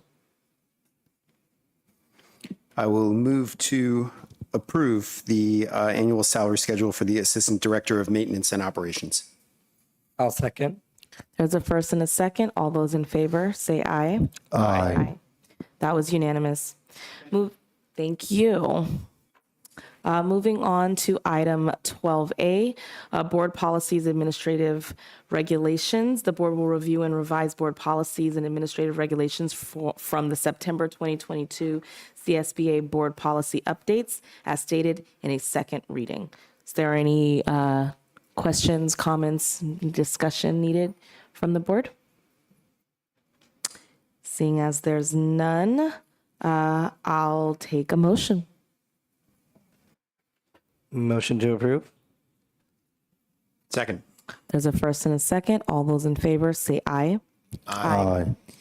Moving to item 12B, other board policies and administrative regulations updates, second reading. The board will consider updating BP 0415 equity, E 1330 use of school facilities, AR 4154, 4254, 4354 health and welfare benefits, and AR 5141.21 administering medication and monitoring health conditions to include provisions for district procedures, practices, or changes. Any questions or comments from fellow board members? If not, I'll entertain a motion. Move to approve the regulation AR updates. Second. I'll second. I have a first and a second. All those in favor say aye. Aye. Aye. That was unanimous. Moving to item 13, board professional development. Board members Manufo Iga Anawai, Shakila Lee, and Aaron Roshba will highlight some of their learnings as well as give a report about their attendance at the CSBA 2022 Annual Education Conference in San Diego from November 30th to December 3rd, 2022. Seeing as fellow trustee Leah Iga Anawai is not here, we'll start off with Trustee Ali. Thank you. I'm going to make mine very quick. I did attend, again, I don't know how many times I've been there, probably 6 or 7. And I went the first day to the legal symposium. And so I want to focus my remarks on that seminar. And one thing in particular that we talked about that day, which is the move. Now, this is something that was brought to our board years ago about the move to district elections instead of at large. And we were approached at that time by county council. They actually came to one of our board members and explained to us. Before you go too far, remember that was closed session, so. Okay. So I don't know how much I can say, but yeah, I was going to ask you, was that a closed session? So anyway, at this seminar, they talked about that. So at that time, there weren't a lot of lawsuits to get people to change to district elections from at large. However, now there's been several lawsuits. So I think it's a good idea, and I'm urging our board to look into going into district elections instead of at large for the whole city. I think it especially aligns with our push towards equity, and it'll make sure that we have a good, diverse pool of candidates that run for school board, and that people in their areas of Daly City feel like they're really represented by people that care about them. And so anyway, I think that's something that would be important for Daly City, for city council, and for our school board. Thanks for saving me if I was going to go over the edge.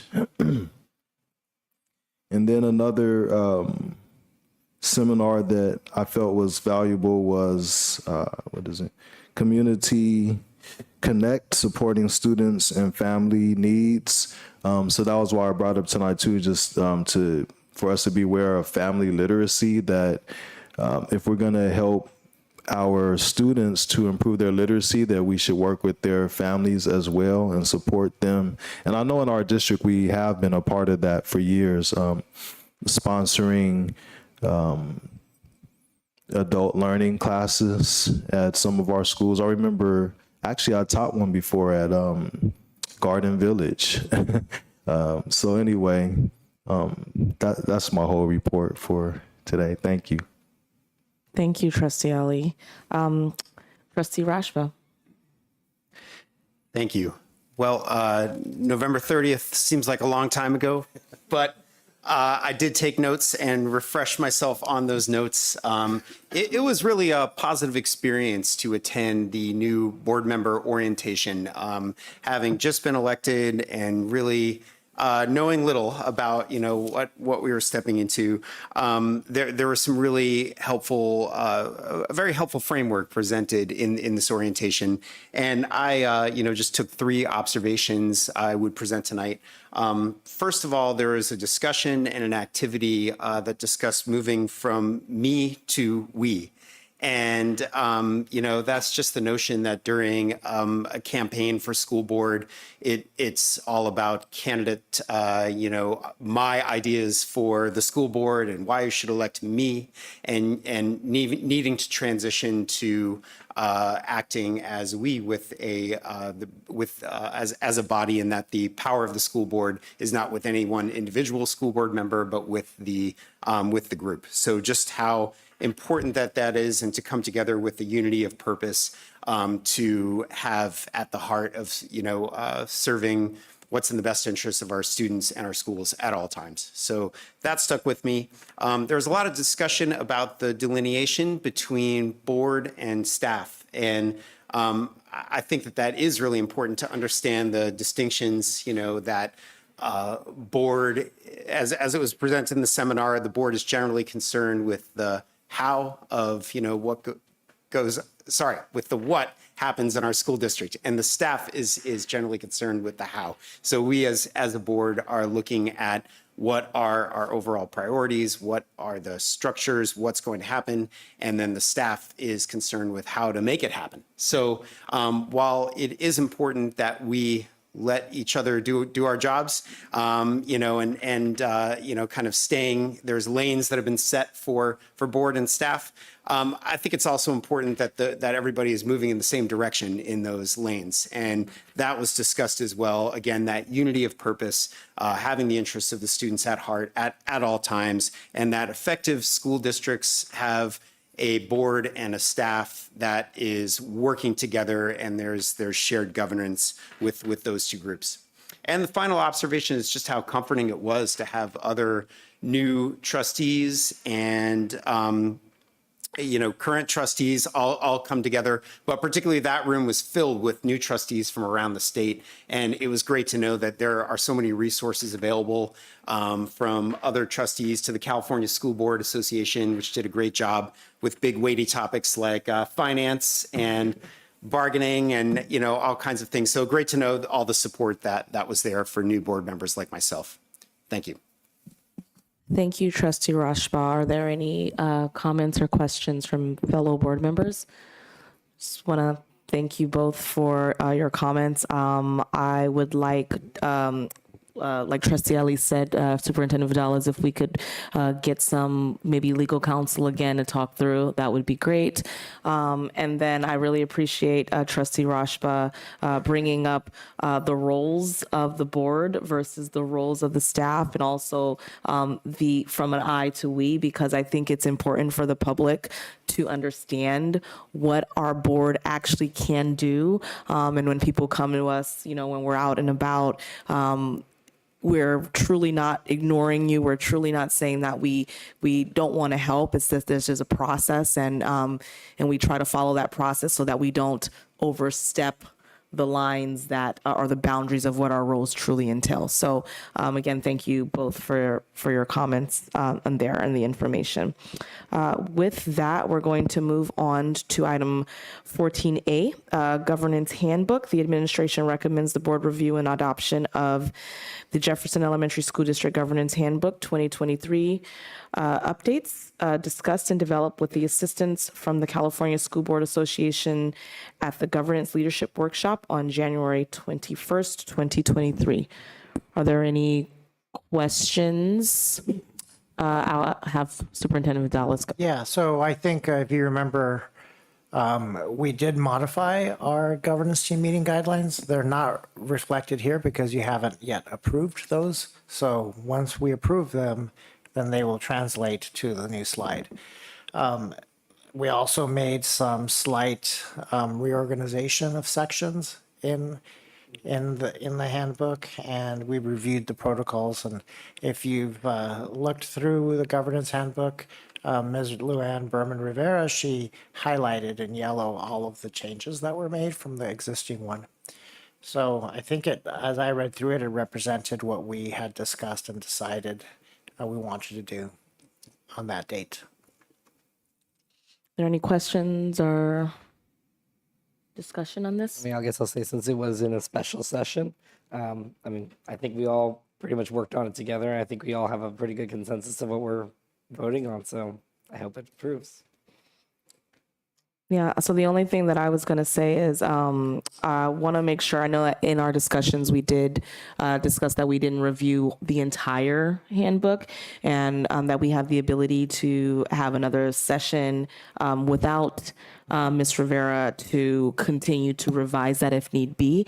And so if the board is okay with that, I would like to work with Superintendent Vidal to come up with some dates to maybe continue to review our handbook as a whole to ensure that it is reflective of us as this new board. Okay. And I just had a question. In looking at the document that was presented with the board materials, I saw the highlights of like where we would make changes, but did not see the changes actually been made. What's the process for doing that? Or did I miss something? So you thought we were making some changes that were not reflected in the handout, in the handbook that was sent? Is that what you're saying? I thought that there were certain items that were going to be moved to an appendix. Okay. So the process is right now, we can, if you can identify them and everyone agrees, then we can move it around. in our brains right now, but then tomorrow we'll move it around in the Word document, and then that will be the approved handbook. Or we can table this, and then maybe you could give me some of your notes where you think things should move around. We can have sort of the prototype of what you're suggesting at the next meeting. Are you talking about, I think there was like the previous, okay. I thought those were moved. Were they not Okay, moved? so- I thought I saw that Those they, were that moved, they yeah. had, they were Yeah, moved. all but one. Yeah, all but the one that you guys worked on the 21st. That's what I thought. I must have missed something. But yeah, I support the notion of looking at this again at a future session. All right. Yep. So with that, then do I get a motion to approve the changes to the governance handbook that we made on the 21st, and then coming up with the schedule and dates of a future session to continue to review the handbook for updates. So moved. Second. There's a first and a second. All those in favor say aye. Aye. That was unanimous. Moving on to board agenda and minutes format. Governing board members will discuss ways of streamlining future board agendas and meeting minutes. Superintendent Vidales and I discussed this. Superintendent Vidales, could you maybe give background to? Yes, I mean, so this is a topic, Mr. Ali, you would know that we revisit every 5 to 7 years. There are several items that have come up in conversation with several of you that I thought it would be important that you have a conversation about how we want to move forward. And I'll just take them one at a time. So the first one is the format of our agenda. You know, Ms. Jordan, you referenced the mouthful of words in the description, but that has been a need of the board in the past to have full descriptions under the recommendation. And so what I was going to propose was, would it be okay if we worked, if I worked with staff to limit the wording and all the background that in the past has been important for the board to have on your agenda to what's most essential? That would be the first thing. Yeah, and so can I interject here? Sure. So in my discussions with Superintendent Vidales, you know, it is a mouthful. I'm spending most of the time reading a lot of what we're going to discuss. However, we do get background information that is also available to the public to review. And so my recommendation would also be that we have a very short description. We've looked at other school board meetings. They don't do as much descriptions in their agendas. Again, it'll still be available to the public. We still have the ability to review all of this in advance. Obviously, as you know, we get hundreds of pages in addition to just this agenda. Secondly, I would like to, if we summarize it that way, if we did need additional explanation at the meetings, to put it back on the staff to give that explanation versus me reading it to the public. And so that would be my recommendation moving forward. And so I definitely agree with that. My only question would be, so I think you said like limiting it to what is only essential. What would be the guidelines be for what is essential? Well, you can look at a couple of those samples. Sometimes, and don't get me wrong, I'm in full agreement of there's a lot of reading here. Yeah, no, let me just show you an example here of a school district agenda. Which one? Is it both? It's the agenda and the minutes. You're gonna just give The agenda. Which one's the agenda? Is the top one. the top one? Yeah, if I can add, because I was thinking the same thing, like what would be an example of something that you would take out? So here's what we would do. So I'd work with staff to pare down the amount of words on that. And the reason it's so full is because, you know, we discussed all of our different types. We had some very strong analytics in our group that needed a lot of information. And if it wasn't there, then they would not vote. So we figured that maybe the need is not so great anymore. And so we would limit it down. For the recommendation, we would still have a recommendation, and you would be able to see that when you click on the item and you get to it. The second part that I wanted to discuss was even how we display our agenda. It was directed by the board that we display the item and the recommendation when the agenda is printed.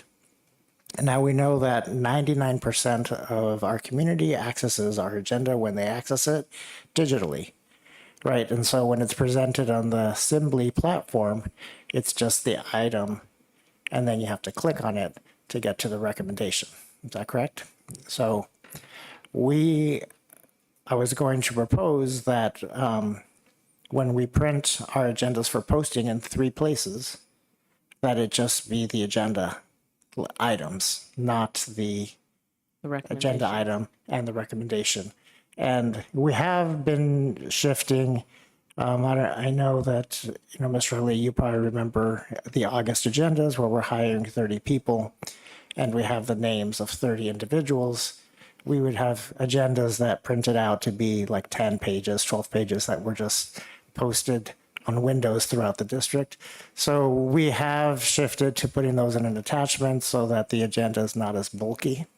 But I would suggest a further streamlining to just have the item for the printed agenda, because the law still requires us to have a printed agenda, though 99.9% of the public accesses it digitally. So that was my second recommendation for agenda formatting. But, you know, I would say that there's a lot of, we could, the description of the recommendation can simply be, administration recommends passage of this for whatever reason. And then I was also going to just also say on our, well, I guess this is now previous governance team meeting guidelines. One of them is we will keep our remarks concise. I guess we can also make that for the agenda. Exactly. I mean, just to take an example, right? Item 10F, you know, the mouthful of the job description. A lot of it is a little repetitive as well. And so for me, I would like to just have the line item before action. And then if someone needs to click and get additional information, they can. It's not like we're not being transparent. We're just, we're saving trees here as they're all falling down, as we know. But we're also, some of those trees. However, I think it also just makes more sense. If people are receiving things digitally, they're going to click on it anyway. It doesn't make sense to print this out. And then if we have so many pages, now you're printing 6 pages of an agenda that could have maybe been 2. So again, I don't know if fellow trustees disagree or agree or have any other maybe sentiments about what they might desire instead. I'm in full support of streamlining the agenda. All right. Well, if there, So I don't know, we want to just take them all together. So we've got streamlining the agenda as well in written as well as printed formats. That's one. Okay. The second one that we've had some conversation about, and we have made some shifts in the last few years, is in the format of our minutes. When I started here, we were verbatim. Anything that somebody said was transcribed, and talk about multiple pages of agendas. The minutes were, I don't know, very long because there was transcription of comments. So we've moved to summary. And then the last couple times, I don't know if you've noticed, we've primarily just limited it to Mr. Rashbaugh made a comment. It's at minute 8 and 20 seconds of our video. So if somebody's interested in Mr. Rashbaugh's words, they would go to minute 8 and 20 seconds of our video. So I just wanted to have the board realize that that's been made a change and accept that and say, yes, we're good with that move. Okay, so can we make a motion? Well, so the There's only still thing, another. There's still one more. well, yeah, there's change. one other thing, but I just wanted to just obviously Miss Covere is amazing and she helps with, putting together those minutes and I just can't even imagine the transcription.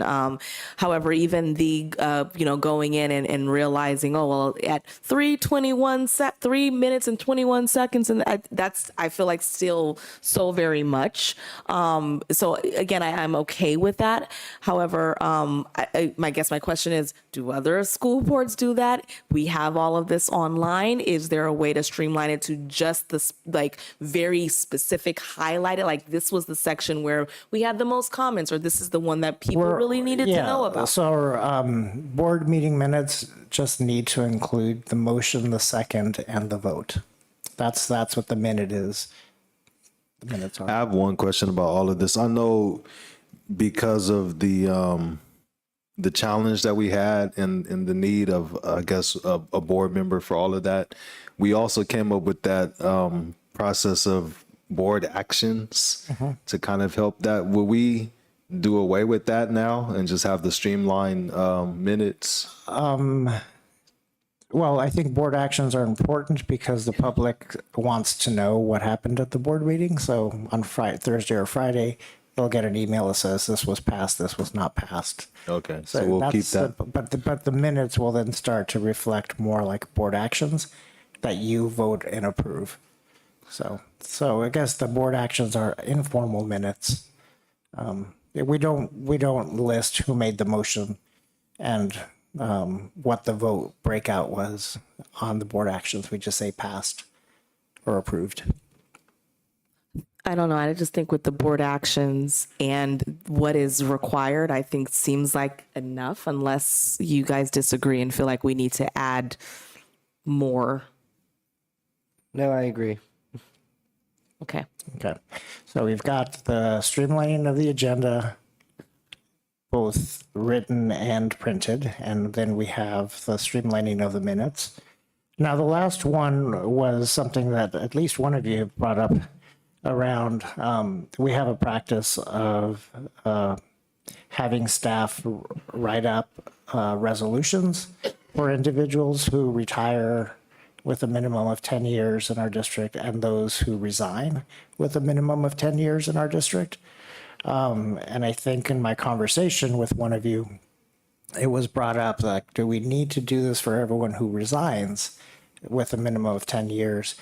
It is extra work for staff to go through personnel files and pull out comments and recommend, comments that to include in a resolution.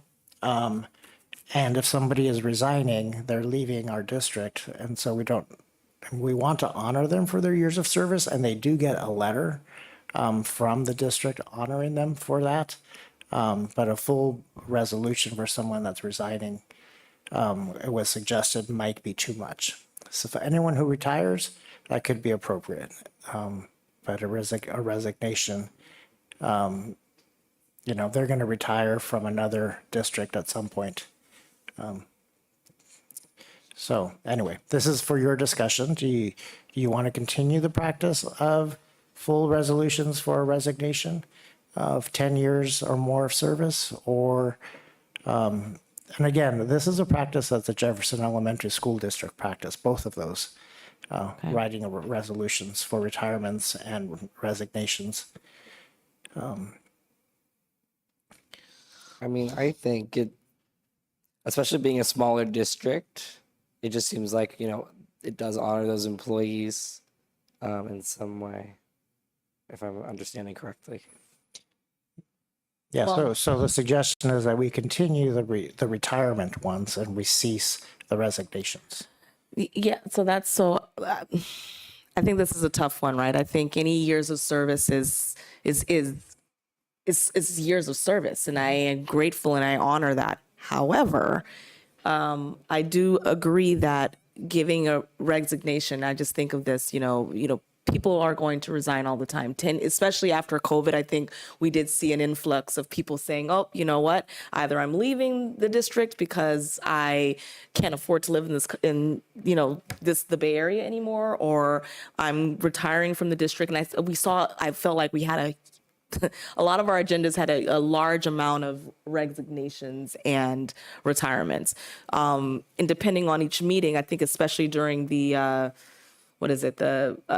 June timeframe, where that's where most of those happening, we're getting a lot of that between this time. And so I would prefer not to do it for resignations, especially if we're already sending them a letter. But then again, I guess my question is how much is that letter honoring them? Because are you still going through and looking at all that information? It's a warm letter. It's not just thank you for your years of service. And Mr. Valenti, you signed those. Yeah, it doesn't quite go into the detail that the resolution's going. That goes way back, the resolutions. What do we do with the resolution? Well, what does the employee do with the resolutions? I don't know. Well, what do we do with the? What do we do? What do we do with the resolutions? What do we do? Oh, how do we create a resolution? Well, no. So after we've created the resolution, do we post it anywhere? No. We send it and give it to the employee. Okay. So I don't know. I stand by retirements. I don't know. Partially as an educator, again, this is a tough one. 10 years of service is a long time. So I don't know. I actually think this may be the first thing I disagree on, but not strongly. Would it be an option to prepare a resolution for an employee who resigns if, for exceptional service? Could that be done for employees for exceptional commitment to the district who are resigning for one reason or another to make a change? Or is it best that this is done? It's easier when it's defined. And I think right now the definition is 10 years or more of service to the district. So to say exceptional service would make it a subjective evaluation. And then it would be me and Mr. Valenti deciding if this was exceptional service or just normal service. And then I think another comment I wanted to add is, especially in an economy in education with retention rates being so low and in the Bay Area of, having people moving all the time, just, even though it's a small thing, a little bit of recognition goes a long way for employees we want to keep. Now, you need to remember, these are people who've decided not to stay with us. Right. So we're not retaining them because we're giving them a resolution. They've already decided to resign. That's also a good counterpoint. So I have one question that maybe other people have it too. It sounded like you said it was somewhat a lot of work to even do the retirement resolutions as well. It is, but I can see why a retirement one might be more meaningful. Both for the district as well as for the employee. But for somebody who's made the decision to move on, it may not be as meaningful to get a resolution from the school board. Okay. So that being said, I'm not the biggest fan of resolutions in the first place because they're just words and there's no action behind it. So I definitely don't care about a resignation and a resolution being attached to that. And that would be my recommendation, that we just do away with that for the resignations. I guess the only question I have is, do we ever have someone that we submit a resolution for that leaves and then comes back to the district? Yeah. People love us and they keep coming back. Even people come back from retirement, right, Mr. Hagan? People come back from leaves, raising their kids, leaving the state and coming back. Yeah, and so that's the main reason why I'm like, so we gave them a resolution for, resigning, and then they come back, and then we give them another resolution if they stay another, that just doesn't seem... Once per career. What's been said, I changed my opinion. So we've got three on...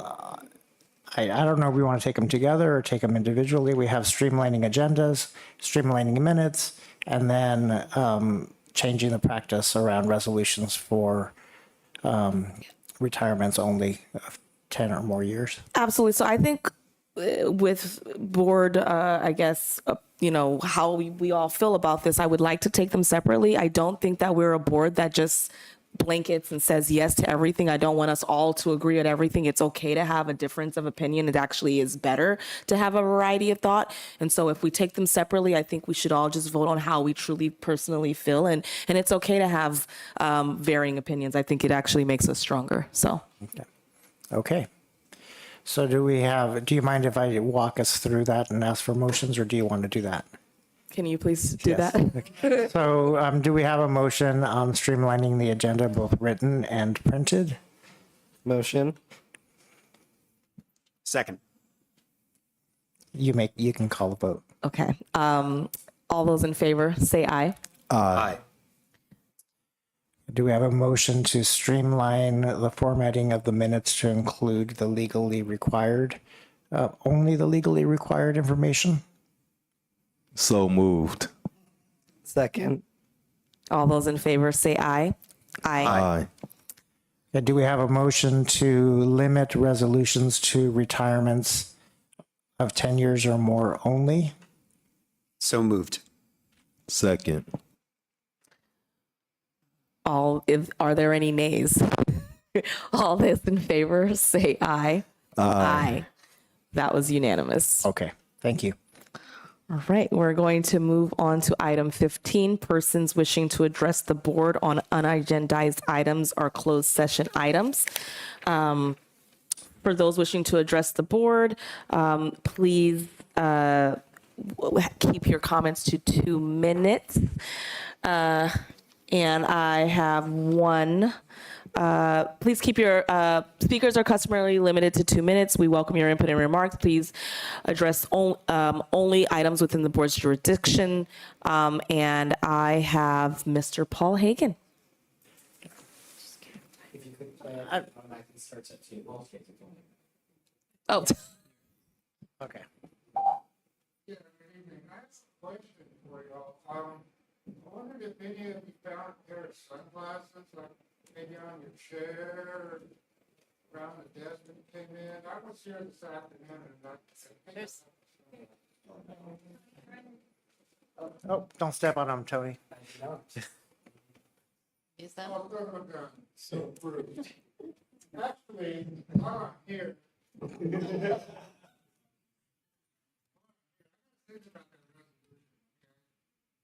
That resolution is beautiful. And when my daughter saw it, so her friends who came over, look, put some stuff on there. I'm like, I don't remember. So Rosalind put that together. She did it. Okay.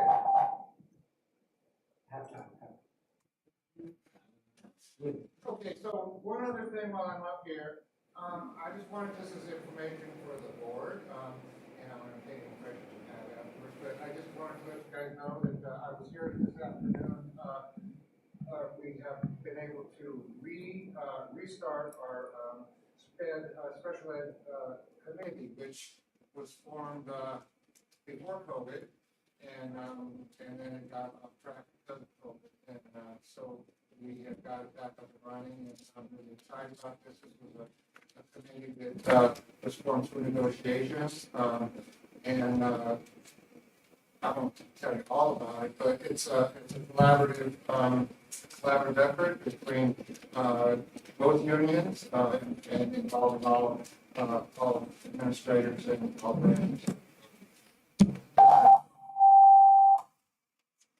Can we motion to extend by time? I move, hold on a second. I move that we give Mr. Hagan more time. I second. Yeah, I think it's a minute, yeah? That works. Yeah. Scott was there this afternoon. Anyway, I'm really excited about it. Working with Mr. James Adams, together we collaborated to put together the meeting today. Anyway, I just want to share that with you, and you should be getting a report back from us hopefully maybe by June about what we have found and where we're going to go. So thank you very much. Thank you, Mr. Hagan. Finding my sunglasses. That was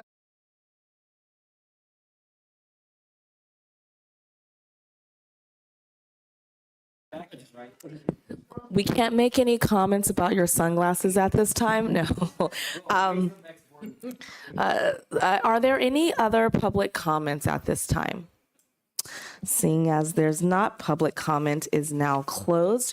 We're going to be moving on to item 16, governance team members' comments, reports, and board meeting reflections. And I'm going to start on my right-hand side. I just thought that was a great meeting. I love the presentation from the SBA students. I think there needs to be a kindness club for adults. And I really appreciate the presentation by Ms. Scott and Ms. Pace. Very, very informative by Mr. Lauro on the budget. So just thanks, everybody. I think we got a lot done tonight. I would like to see the lines of communication at any of the schools. So Superintendent Vidales, if we could go to one of the schools so I could see that. Yeah, we can even maybe have a study session where we can do it. Okay. Yeah, sounds fun. I want to use it. So, and we then for sure try to get a video of that because it's hard to walk in on the lines of communication. That's true. We have one. We'll forward that. Okay, great. And then definitely want to highlight that we keep our focus on the best interests of our students. And I think even just that short conversation about streamlining the agenda and minutes and things is so that we can focus more on the students and not burden the staff with all this extra work. So thank you. Great. So I guess I'll start out with my update. So we had our JESD housing board meeting last night where we are discussing and working on the housing guidelines.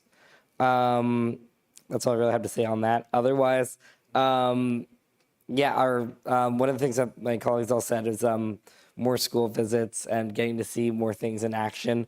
Our time at Woodrow Wilson was short, but amazing. It was really nice to be at our school sites, and I know that I think all of us agree that we would love to do that more if possible. So if that's something that we can add in the future.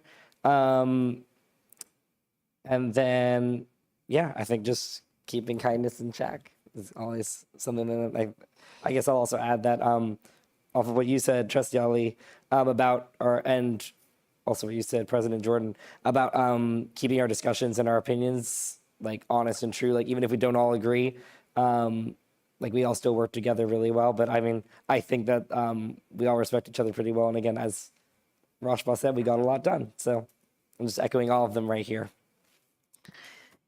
And in the event to try to keep our remarks concise, my fellow trustees actually already covered everything. So I don't have any reflections or comments at the end of this meeting. I would like to convene to close session and close our meeting in memory of Jacob Brando Garcia, student of Thomas R. Policita Middle School, Phyllis Joyce Woodworth, retired Director of Educational Services, and Donna Porter, mother of Wes Cole, Special Circumstances Instructional Assistant at FDR and President of CSEA Chapter 233.